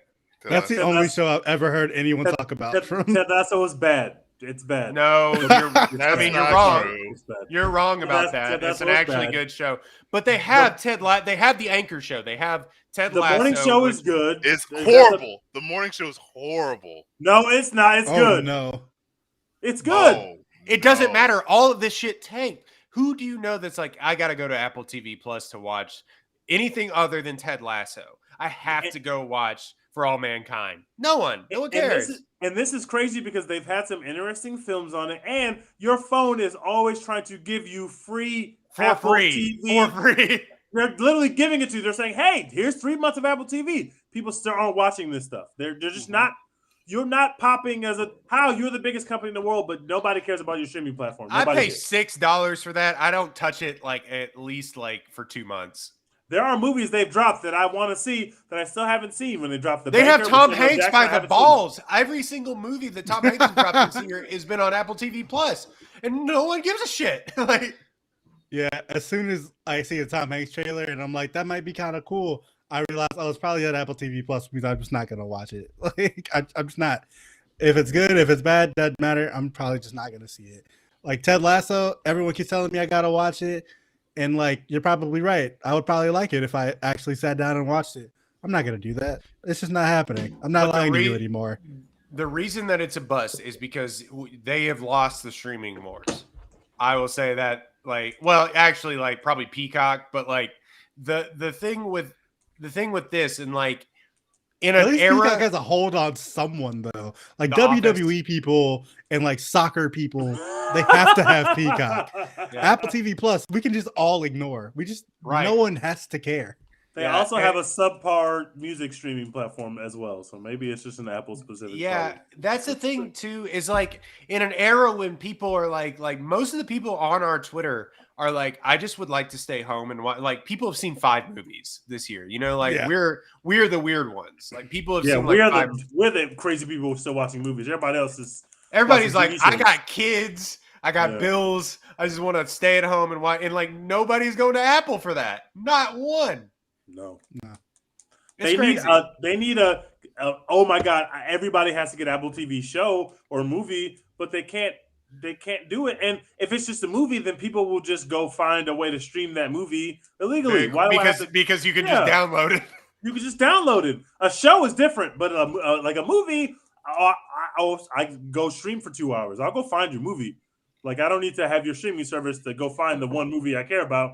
But they haven't had a show connect, which is crazy because Ted Lasso just won every fucking comedy award for comedy shows. I love Ted Lasso. Ted Lasso connected. That's the thing for me is that Ted Lasso. I'm more annoyed that Ted Lasso is on Apple TV because it's an inconvenience. I think the platform as a whole is so worthless. And if it was on literally anything else, it's like it would be great. But what TJ said was true. Like they had that show with Khal Drago, where he's terrible. Batista's in the second season. No one cares. Yeah. And then they are spending so much money. There's so much money. People are not cheap. Holy shit. Tim Cook, millions of dollars. Apple is $1 trillion company, and they're just out of shit to do with it. Because like we just all buy the same iPhone every year, so they're like, what else can we spend money on? We don't have to spend it on like developing new iPhone features.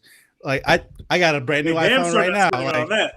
Like we don't care. Like it's the iPhone. You don't have to do anything else with it. So it's like we're just fuck it. We're gonna spend it on literally anything else. Let's launch a TV service.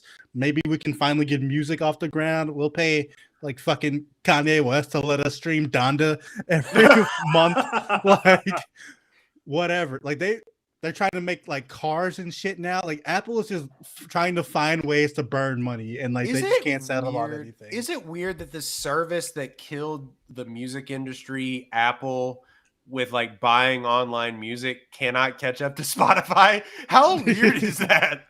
It's because they have just first of all, the worst thing that ever happened to us was that everybody realized that having an Android was swaggerless. No offense, Marcus. If people didn't think that way, we would stop buying iPhones and they would have a natural competitor, and they wouldn't be just throwing money around. But they have no natural competitor in the phone space, so they're always going to have $1 trillion until they have a competitor that we have a phone that we care about. But those green phones are swaggerless, and we don't want those, so we keep giving them the money. Whatever, man. If you put something on Apple TV Plus, I'm just not watching it. The only thing I've ever seen on there, I've had the service for like 2 years at this point. Only thing I've ever watched was that movie, The Banker, that Tej mentioned, and it was pretty decent. Like it wasn't great. I still haven't watched it, and I've had Apple TV for probably a year now because I keep getting it free, and it doesn't. I still won't watch stuff on it. It just doesn't. Yeah, it's not doing it. It's not happening. Marcus dropped. We lost Marcus, but he said he's trying to get back in. His laptop was going crazy. Okay, Tej. It's my pick, right? Yep. All right, I'm gonna pick this one, and I know that it was released on HBO Plus, and maybe they didn't care about making money in the movie theater, but I'm gonna go the Many Saints of Newark. Ah, I God know- damn it. Damn it. I know that people did not watch this movie because I am a huge Sopranos fan. I love The Sopranos, and I haven't watched this movie because the reviews of this movie were not great, and so I was in no rush to get to this movie. I'm sure I will one day watch this movie, so I can't tell you whether it's good or bad. All I know is that whatever they were doing to connect with people, it didn't work because when the trailer first dropped, I was like, "Holy shit! There's a Sopranos movie. This is going to be amazing." But I saw the reviews and I put it on my "I'll watch that eventually, but don't need to get to it immediately" list.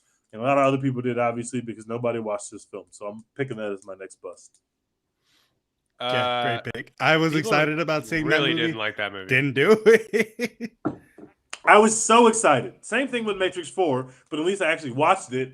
I was very excited about the Saints of Newark. By the time the movie dropped, I was like, I'll get to it. Like, I'll get to it whenever. Yep, People did same not like exact thing happened to me. I think it came out the same time as like Venom 2, and everyone was like, "We're gonna go see Venom 2. Fuck this."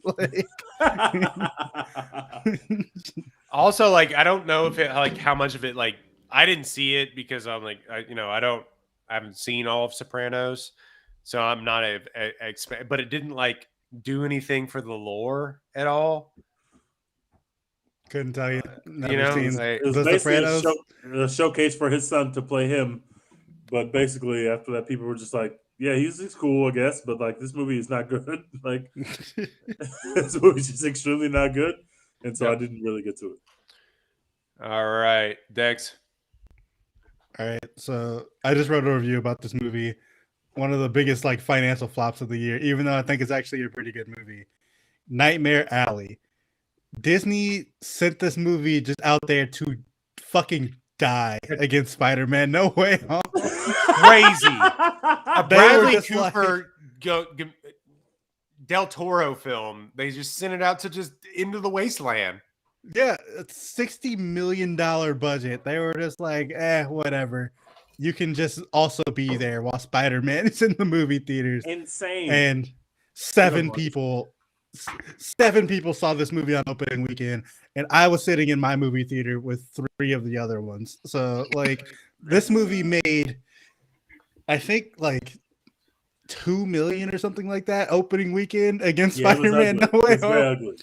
It was 5th fucking place against like it was like Spider-Man No Way Home, Encanto, West Side Story, and Ghostbusters Afterlife all made more money on that weekend than Nightmare Alley did in its first weekend. $60 million budget. I think to date it's made like $6 million at the theaters. Just fucking disgusting. Was it actually But good? The movie's Dex? actually pretty good. The movie's actually pretty good. Not perfect. It's pretty good. But it's also weird because that person's last movie made a lot of money for Disney and was nominated for won Best Picture. One, yeah. So you would think that was a movie that they would get behind and put it in a spot where it could win. They buried it behind Spider-Man. Like, why? Why did they do that? At least give it the week before. Like, you can't just set it out there to die. Didn't tell anybody about this movie, really. Like, unless you were just in the theaters all the time, like I am. You didn't see the trailer for it. Like, it's not like it was on TV or anything. Like, they just didn't. They didn't talk play to it during anyone an about this NBA movie. game at all, like on ABC. Nothing. Yeah, you own ESPN and ABC. Like, make some shit shake, bro. Like, you can get some money back. It's also weird because the MCU is mostly like Disney associated. Obviously, this was a Sony movie, but you know how this movie is going to do and what's going to happen when this movie drops. Why do you bury this film with Bradley Cooper that you spent some money on there? Why not just wait Release until it 2022? Release it in January. Like, there is some shake in January. There's nothing in January. Just wait. It's Scream 5 and that's it. Could have been you.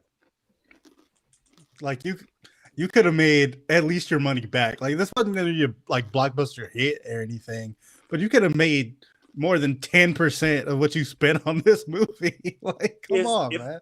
If Matrix 4 has showed us anything, Scream 5 is about to be absolutely trash. I hope that that's not the case here. But I'm scared. I mean, when they told me it was in January, I said that is a red flag. Why? Exactly. As soon as I saw that the release date was January, I was like, no, red flag. This is gonna be some garbage. I know we don't want to be forecasting like this on this podcast. I'm excited about Scream, just like a lot of y'all are. When they drop that date in January, I got scared. That is not a good sign, guys. That is a bad sign. A lot of, I think, like, yes, but also like movie schedules are so thrown off right now, man. That's true. Like, That's my only hope. That's my only hope that it's actually good because maybe all the rules are out the window now. But yeah. I doubt it. I doubt gotta it, tell you.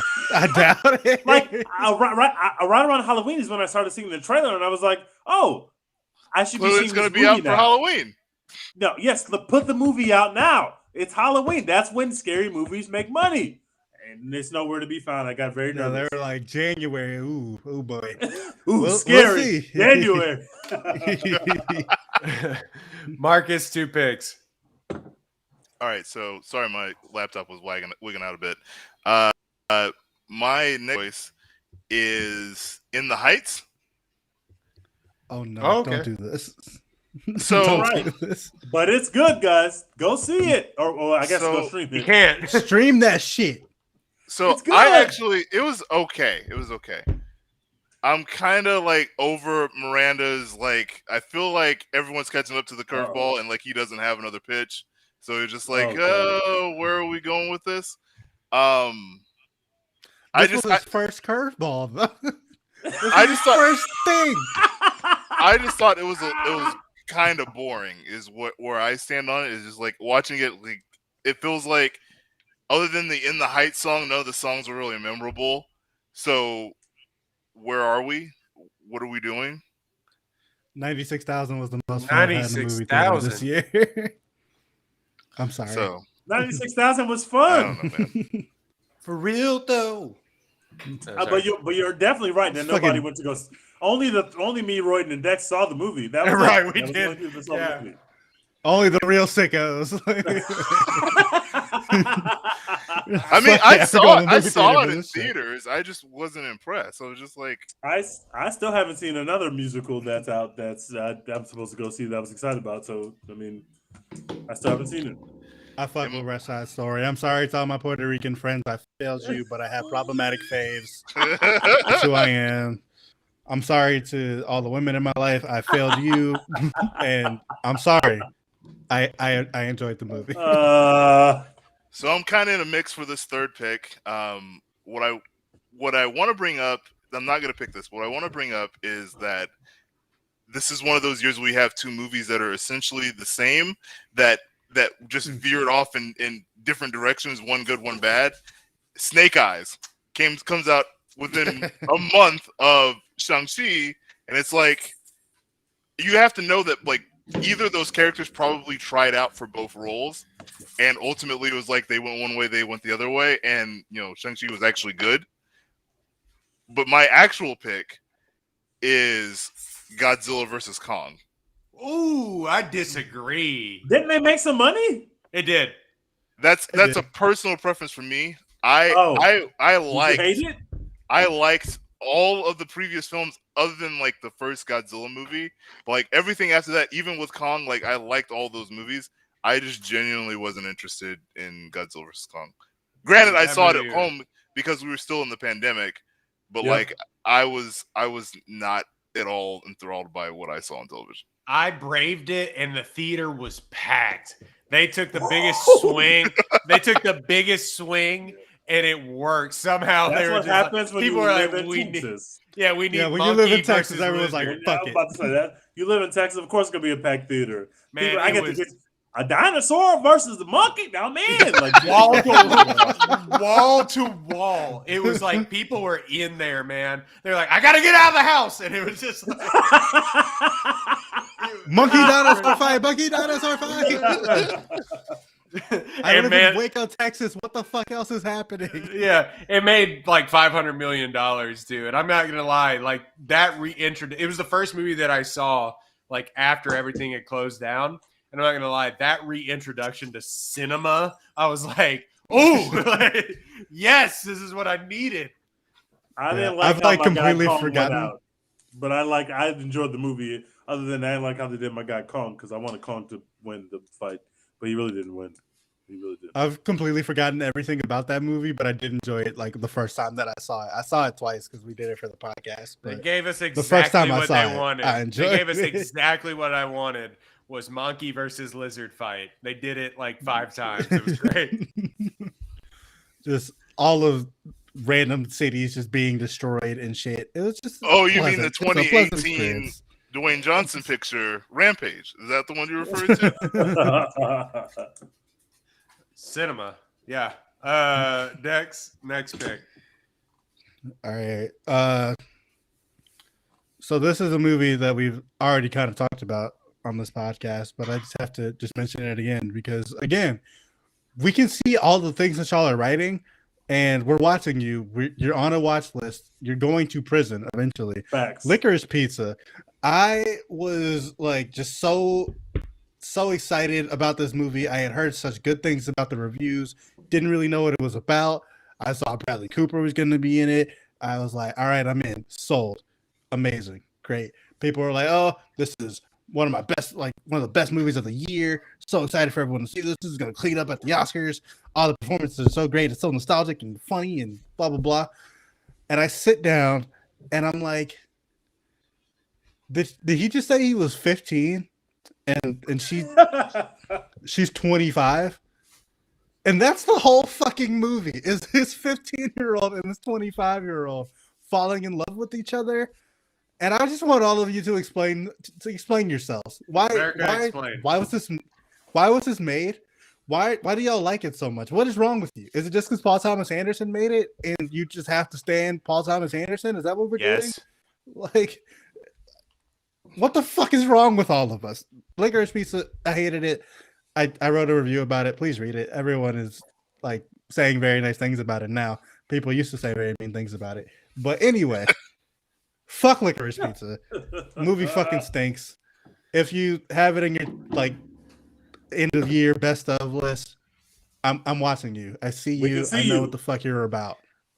My favorite takes that we have gotten on our Twitter account and on Apollo HOU is well, actually, you just didn't understand that artists can create their own art, and you're just like, what? What? Yeah, he's like, what the fuck is? When is that okay? Somebody like came into my mentions who like created a new Twitter account specifically to defend Licorice Pizza from people who just literally just say that person's they're a pedophile. Whoever made that facts, they're a pedophile.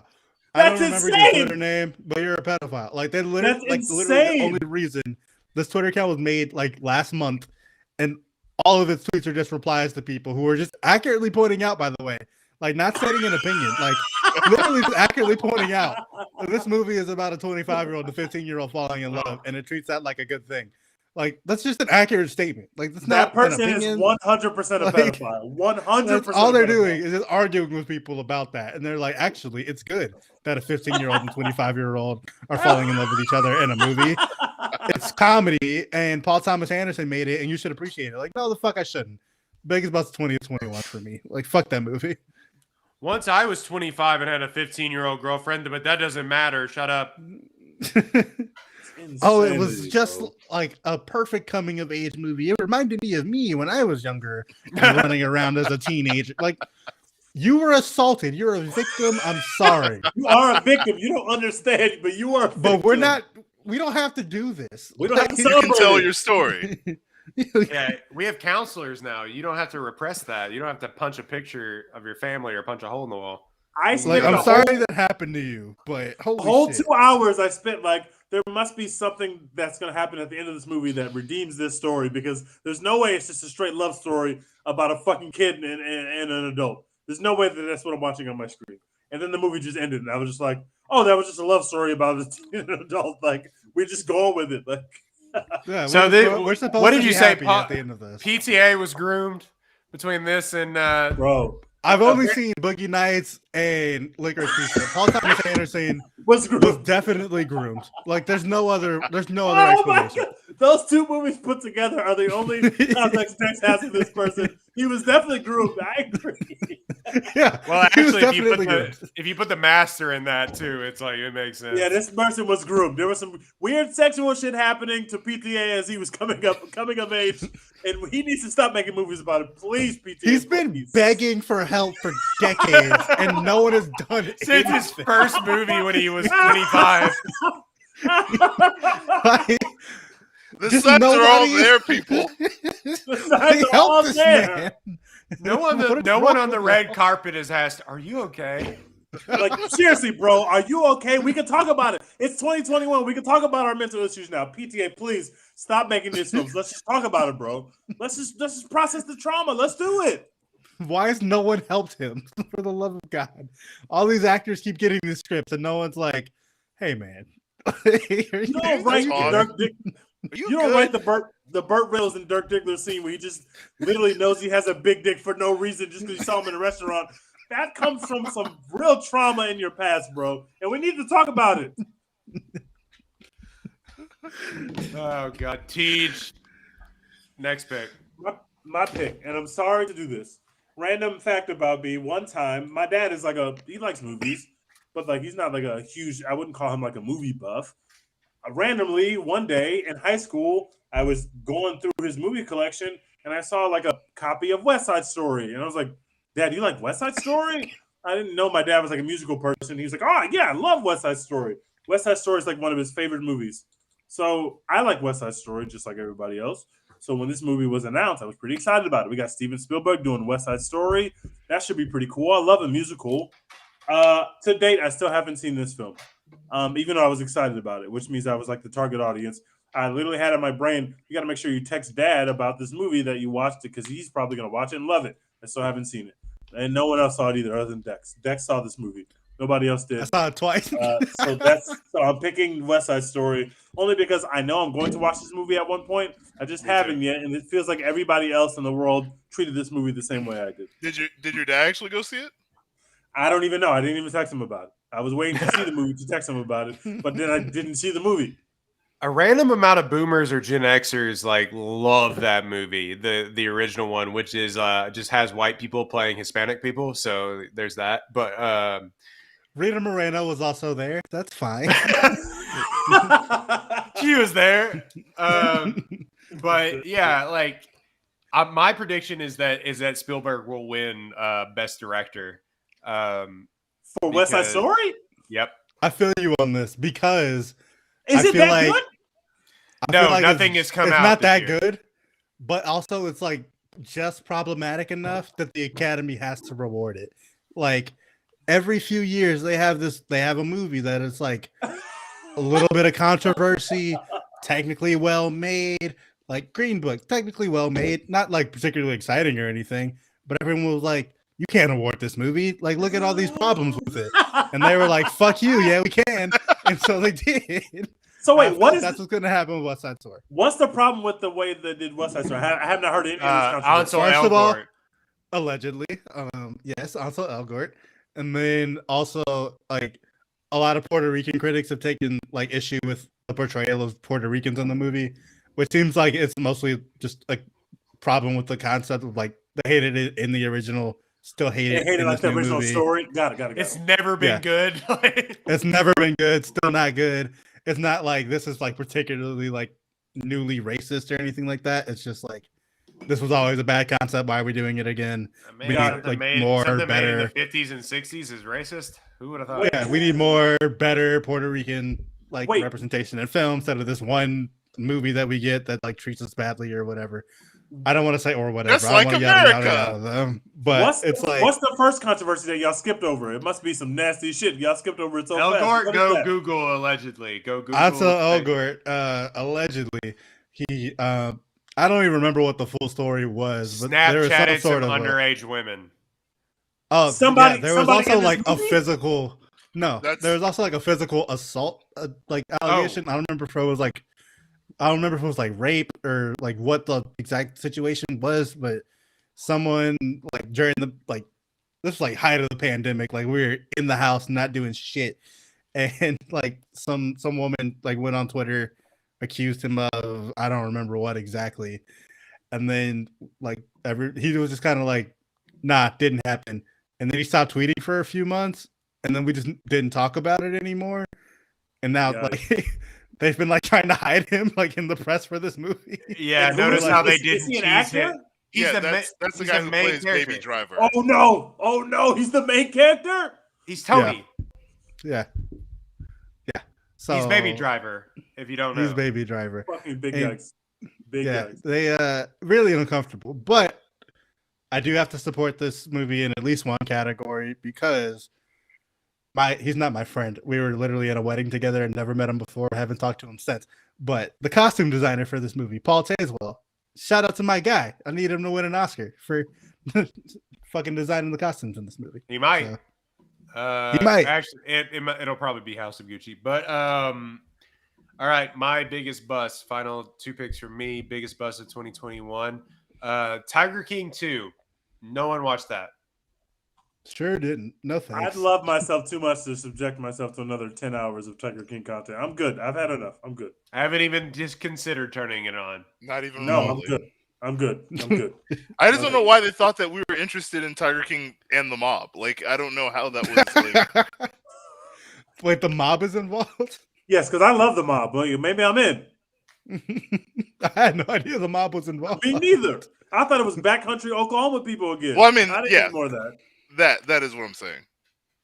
Oh, like Tiger King and Friends. Yes. Like, Right. Okay. Yeah, I don't care. I don't want to watch another second of Carol Baskin content. No, I mean, no, I'm good. I've seen enough. yeah, I don't need to like have them react to like being famous now. Like I don't want that. No, thank you. My last final bust of 2021 is Zion Williamson. All right. Yeah, wow. All right. How much Duke slanders are going to be on this podcast? I didn't know I was watching. Has he played? We are Has he not played going a to do this game? on this Has he podcast. played a game this year? He is He's not. hurt. He's hurt. He's also literally 350 hurt. pounds. He's also 350 pounds. You have to stop this. On a He's good hurt, day. bros. On a good day. On a good He's day. literally hurt, bros. Like, why are we slandering a player for being hurt? I don't respect He's it. always hurt. Y'all slandered. Hey, people slandered Yao Ming when he was breaking his feet too. So do not Yes. come at They me. Yao shouldn't have Ming, done that. Greg We- Oden. We shouted them down once they were slandering Yao Ming for being hurt. Now look at you assholes. Look at you. Nah. Look, he was we the shot truth. down- He was dunking on white kids in South Carolina, for fun, and now he got too much gumbo, and now he can't play. So I don't want to hear it. We still slandered Sam Bowie for being taken ahead of Michael Jordan We and are always not being fat hurt. shaming my son on this podcast. And this is an anti-fat shaming podcast. We do not Have fat you shame on seen- this podcast. Buddy, have you seen that Mountain Dew commercial? Also, have you seen John Morant? Like, how can we not slander you for taking Zion over him when Zion Have doesn't you play? seen Zion when healthy? He's incredible. He's amazing. When is he healthy, Teach?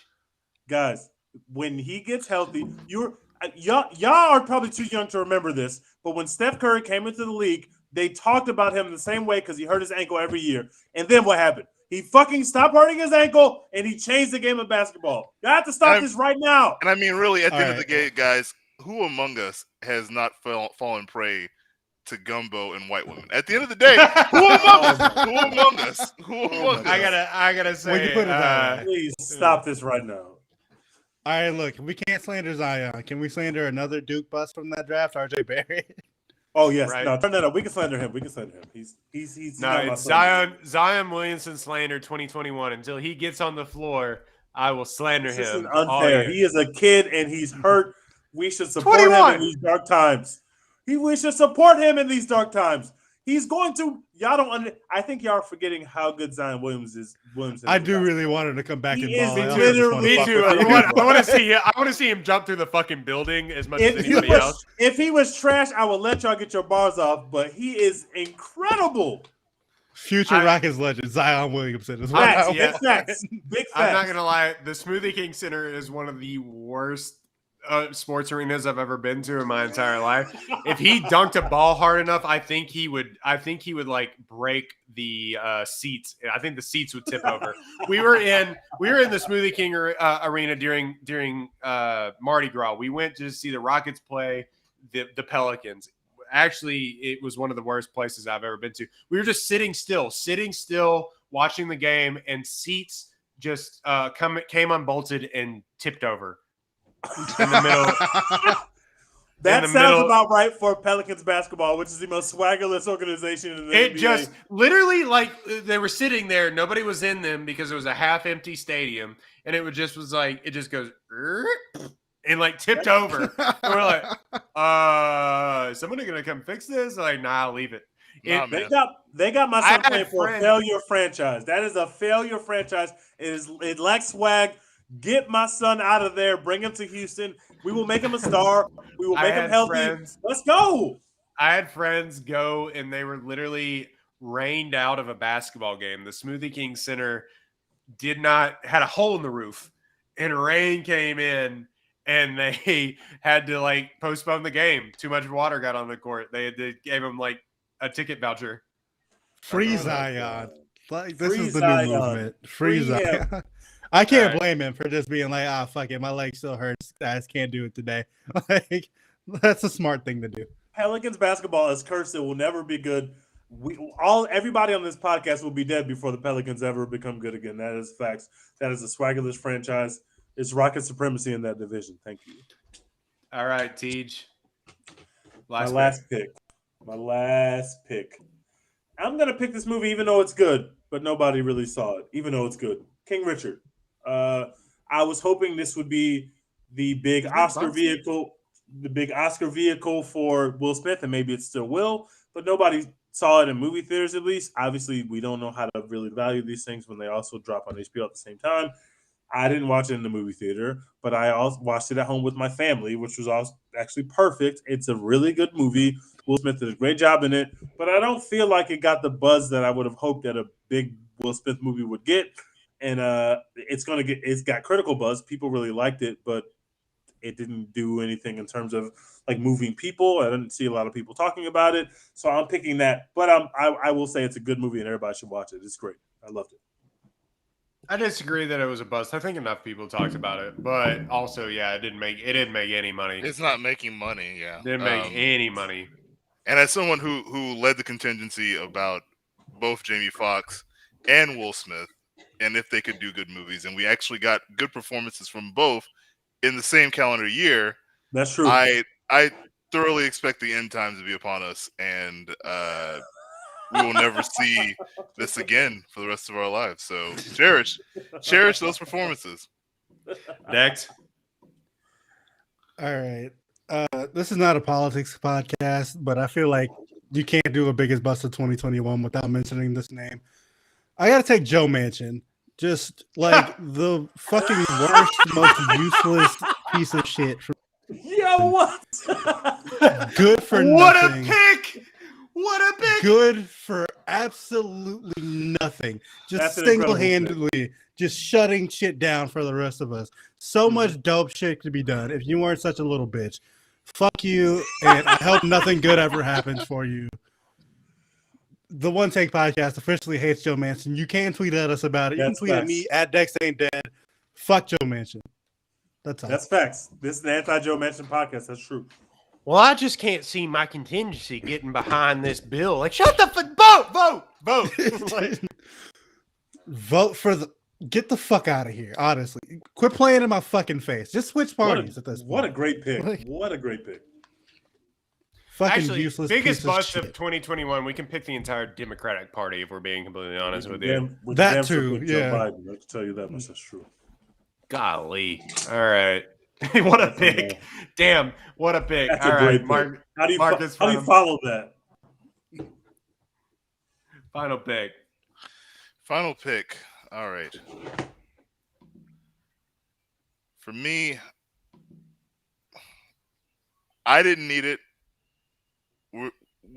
We've said multiple times that this is a podcast for families. What more than Fast 9? Family. Yeah. Yeah, that movie stunk. Oh, that movie was awful. Family. Magnets. How do they work? The movie. Fast 9 was, first of all, Fast 9 made about $9 bajillion. And second of all, Fast 9 is not great, but it's not awful. It's fun. No, it's not. Vin Diesel talked way too much. That's like, I mean, Vin Diesel that's is what bad, I'm getting at. But this is the anti-Vin Diesel podcast, so obviously I'm It not gonna is defend Vin Diesel on defund this podcast. Vin Diesel. He had a just chase defund scene this in man. Tim's. In Tim's. But are magnets cool? Yes, they are. Yes, they happen to be very cool. They Fucking launched a Vin Diesel. Twinkie into the sky and was able to come back, both of them alive. No problems. No problem. if they made John Cena let him laugh and tell jokes as opposed to making him like super straight, it would have banged. I promise you, John Cena is hilarious. Make John Cena funny all the time. Honestly, had they just been like, who is Vin Diesel? Never heard of him. It's always been John Cena. This would have been a better movie. Okay, that would have been more hilarious. Like, I've always been Toretto. What are you talking about? There's never been all these movies. And they what can do show you us mean? There's been. They can show us blips from the old movies, but instead there's John Cena and all our favorite scenes. That's all we need. That would have been a perfect way to do that film. You didn't have your car. There's literally never been anyone else. It's always been John Cena Vin and The Diesel Rock. has actually never been in any of these cars. movies. People, sign me up. I'll watch 10 more of those. I love it. That would have been so much better. What did you say, Dex? That the Rock and Vin Diesel thing isn't a work, but feels like a work. Like, what did you say? It definitely feels like. I think it's real. I don't think The Rock is coming back. I think it's real. I think he's like, fuck you. I think he's done. Yeah. Why would he come back? I'm usually not the everything is a work guy. Like, there's some people who just believe like everything that you ever see reported in media is some kind of work or whatever. And I hate those people. But reading that headline, I was like, oh yeah, this is a work. He's definitely. So you think he's coming back? I feel like he is. I don't know. It's The Rock. Like, if anybody would do a work in media, Rock, it's him. The Rock isn't putting down money, bro. How many checks has The Rock left on the table? You tell me, sir. I'm with me and Ryan, but also he hates that. He hates that dude. He hates Vin Diesel, and he's going to make $1 million no matter what movie he does. Why would I gotta go back to your stupid movies and be second banana? I can be first banana and make $1 bajillion on my own. Why would I deal with you again? But it's the last one. Like, you just gotta do this one time. It ain't the last one. And then you're done. It ain't the last one. If you think it's the last one, I got some beachfront property in Alaska that I can tell you. It can be the last one for Vin Diesel. We can send Vin Diesel off into the sunset. That would be great. We can shoot Vin Diesel into the moon. Yeah. How do you kill a character that's literally invincible? Fast 9 has showed us that he is invincible. He cannot die. You don't even have to kill him. You can just be like, all right, from this point on, we're doing prequel movies. We're going back to the beginning, like fucking X-Men Days of Future Past, starting the shit over. Introduce time travel into new white person. But also, guys, literally Dominic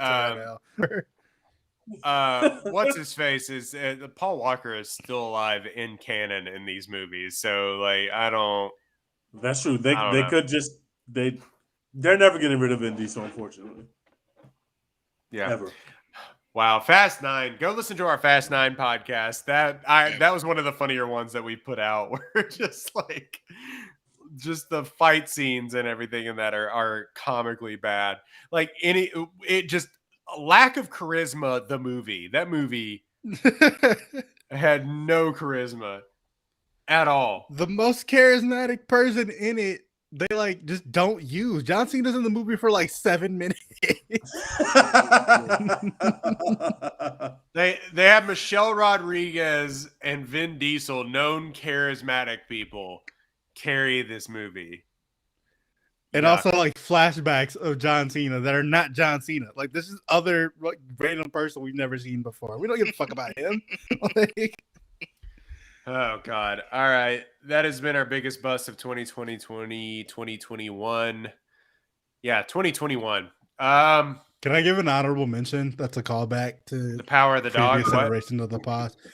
Yeah, that movie fucking sucks. I forgot about that. I hate that movie. I'm still gonna watch that movie. It's contending for Oscars, bro. Ooh, brother, it stinks. Is that bad? No. Other people love it. I was just bored to fucking tears and felt like a waste of my time. It's more boring than The Matrix 4. I mean, Kirsten Dunst kind of stinks, but we got the GOAT is in this She wasn't movie. even the problem. Who was the problem? It's just boring. Like, okay, the kid was the problem for me, but like the story, like I know Jesse Plemons wasn't. Jesse Plemons, the GOAT, wasn't the problem. That's the GOAT. Yeah, could never. Jesse Plemons wasn't even in the movie. Yeah, he was in the movie like for 5 minutes, but like, yeah, Jesse Plemons has never been bad. Never mind. I've never seen Jesse Plemons bad in anything. But my honorable mention, call back to like early days of this podcast. Season 3, just no one cared. No one gave a fuck. I haven't even finished it. Whoa! I watched like episode 1, and I was Why like, did I'm y'all good. start that season? After season 2, I said, Because I it's can never trash watch that show TV, again. Tej. We love trash TV on this podcast. I didn't even In finish the early season 2. days, we like did a U season 1 review, and we were like, okay, eventually we're gonna do U season 2, and it became like this running joke. Watched it, never did the review.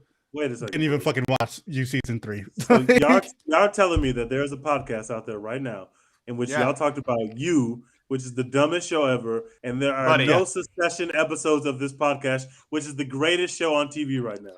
This is what I've been trying to tell you assholes. We have to talk about Succession. We'll do Succession on the next podcast, I promise. Wait, no, we can't do that. We can't. Y'all have to watch it first. What are you talking about? That is not my. We still gotta do our Insecure episode with Mo. That is y'all not have 30 hours of content to watch. You can't promise the fans that y'all have 30 hours to get. I'll watch it. I'll watch it tonight. I haven't even started. Watch it all tonight. All of it. No, there was a time when we're running long, but there was a time in this podcast, like we started this podcast February of 2020, which is a great time to start a movie podcast, by the way. We're like, oh shit, what are we gonna do? And then there was literally nothing, but everyone was talking about You. And season 2 had already been filmed and it was gonna come out. And we're like, all right, let's do You season 1.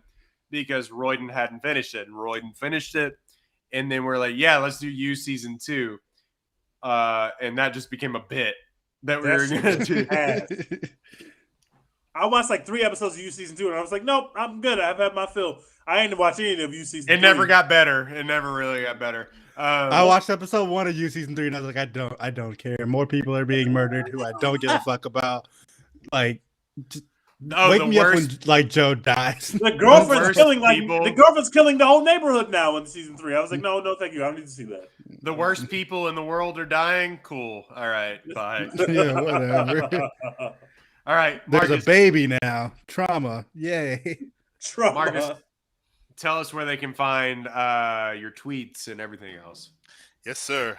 My Twitter handle is just my name, Marcus J. Brent, and fantasy football is done. I did terribly this year. We will not speak of that. But sports is still to be had. Conversation's still out there, as well as video game coverage. So, yeah, I am doing all the things. I just recently finished, finally, in 2021, Spider-Man Miles Morales. What'd you think? Yeah, it's fantastic. It's great. Like, it's way shorter than if you haven't played it. Like, if you're expecting to like buy it and think you're gonna get this full like Spider-Man, it's like half. It's 1.5. Yeah, it's 1.5. So, but you can buy it, I think, for like $20, $25 on PlayStation right now. So I would go and do that. But that shit bangs. It's big fire. It's really great. It looks incredible. Yep. Also, big bust of 2021 PlayStation 5 stock number. Yeah. Look, Dex, I saw that you are still missing yours. We'll get out in the streets, man. I've bought like 7 of them for friends and counting. We will hook up. We will definitely get it done. Okay. Y'all add me on Royden O on PlayStation. I'm gonna add you, but also y'all don't need a PS5. You need an Oculus. PS5 is dead out here. What? No, you've been a deviant on. Speaking of biggest bust of 2021, you've been a goddamn. Go backtrack Teach's tweets, and he started a riot on Twitter. Rough from guy. Guys, the Oculus is changing the game in many ways. Y'all need to be the PlayStation is dead out here. We all PlayStation. Oh my god. We are all PlayStation. Teach is in his living room, blind as a bat, trying to grab fake boobs. I'm telling y'all, bro. If the game has been changed, y'all need to be on the Oculus. We are done with PlayStation. PlayStation in the dirt, bro. You can't even buy a PlayStation. You can't even go to Amazon and buy a PlayStation right now. Get you an Oculus. It's gonna change everything, bro. It's gonna change everything. Royden, what was it again? Royden O? At Royden O. So yeah, anybody listening to this, come at me. We'll play. I'll lose in Call of Duty really simply. I'm very bad. You're never gonna see me online because I'm on the Oculus, bro. I got different plans going on. I was so confident last year. I was like, 2021, I'm just gonna be able to walk into a store and buy a PlayStation 5. Like, why would I pay resale?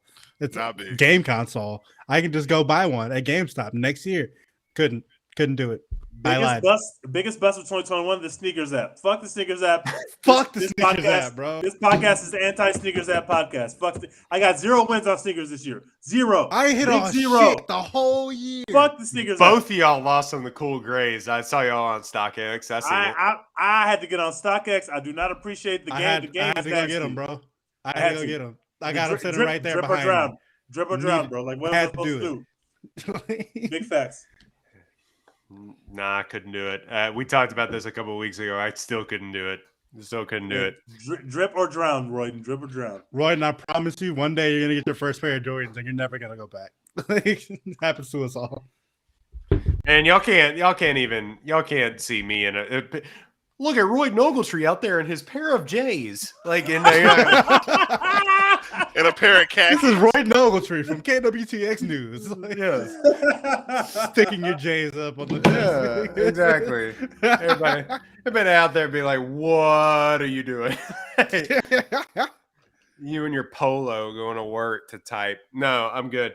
All right. You can find us at One Take Pod. You can find us at One Take Pod on Twitter, One Take Podcast on Instagram, TikTok, as well as all your podcast platforms.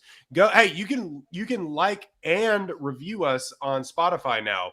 Go leave us a 5-star review on Spotify. If you are liking our podcast right now, it really is a big help. A lot of you listen to us on Spotify. Like, actually, most of you listen to us on Spotify. So go and swipe right, give us 5 stars on Spotify. It is a big, big help. We really appreciate it.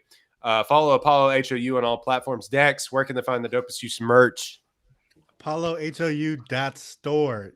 We got the flyest shit you've ever seen in your life. H-Town versus everyone. I love you, Houston. All the Astros merch. We're linking up with Astros players now. We're working with Kyle Tucker, working with Alex Bregman. We're out here in these streets. We in these streets at this point. Like, we're doing some dope shit out here. So go to ApolloHOU.store, catch all the dope merch. You can use promo code OneTakePod, ONETAKEPOD for 10% off. All that shit. And somebody interviewed Translator Bay. Houston, y'all will understand that. I interviewed Translator Bay. Plug the podcast, Dex. Yeah, I started a new podcast for Apollo called Mission Debrief, where I'll just be interviewing people who work in Houston sports. My first one was with Denise Oxoid, who was Alfred Goose translator that all of us fell in love with, including me. Very hard not to simp during the interview, but I think I did all right. And it's a pretty dope episode, so check it out on YouTube on the Apollo HOU channel right now. And yeah, that's it. Support me and support Florence Pugh. Hashtag support Florence Pugh. Support Florence Pugh. We're out.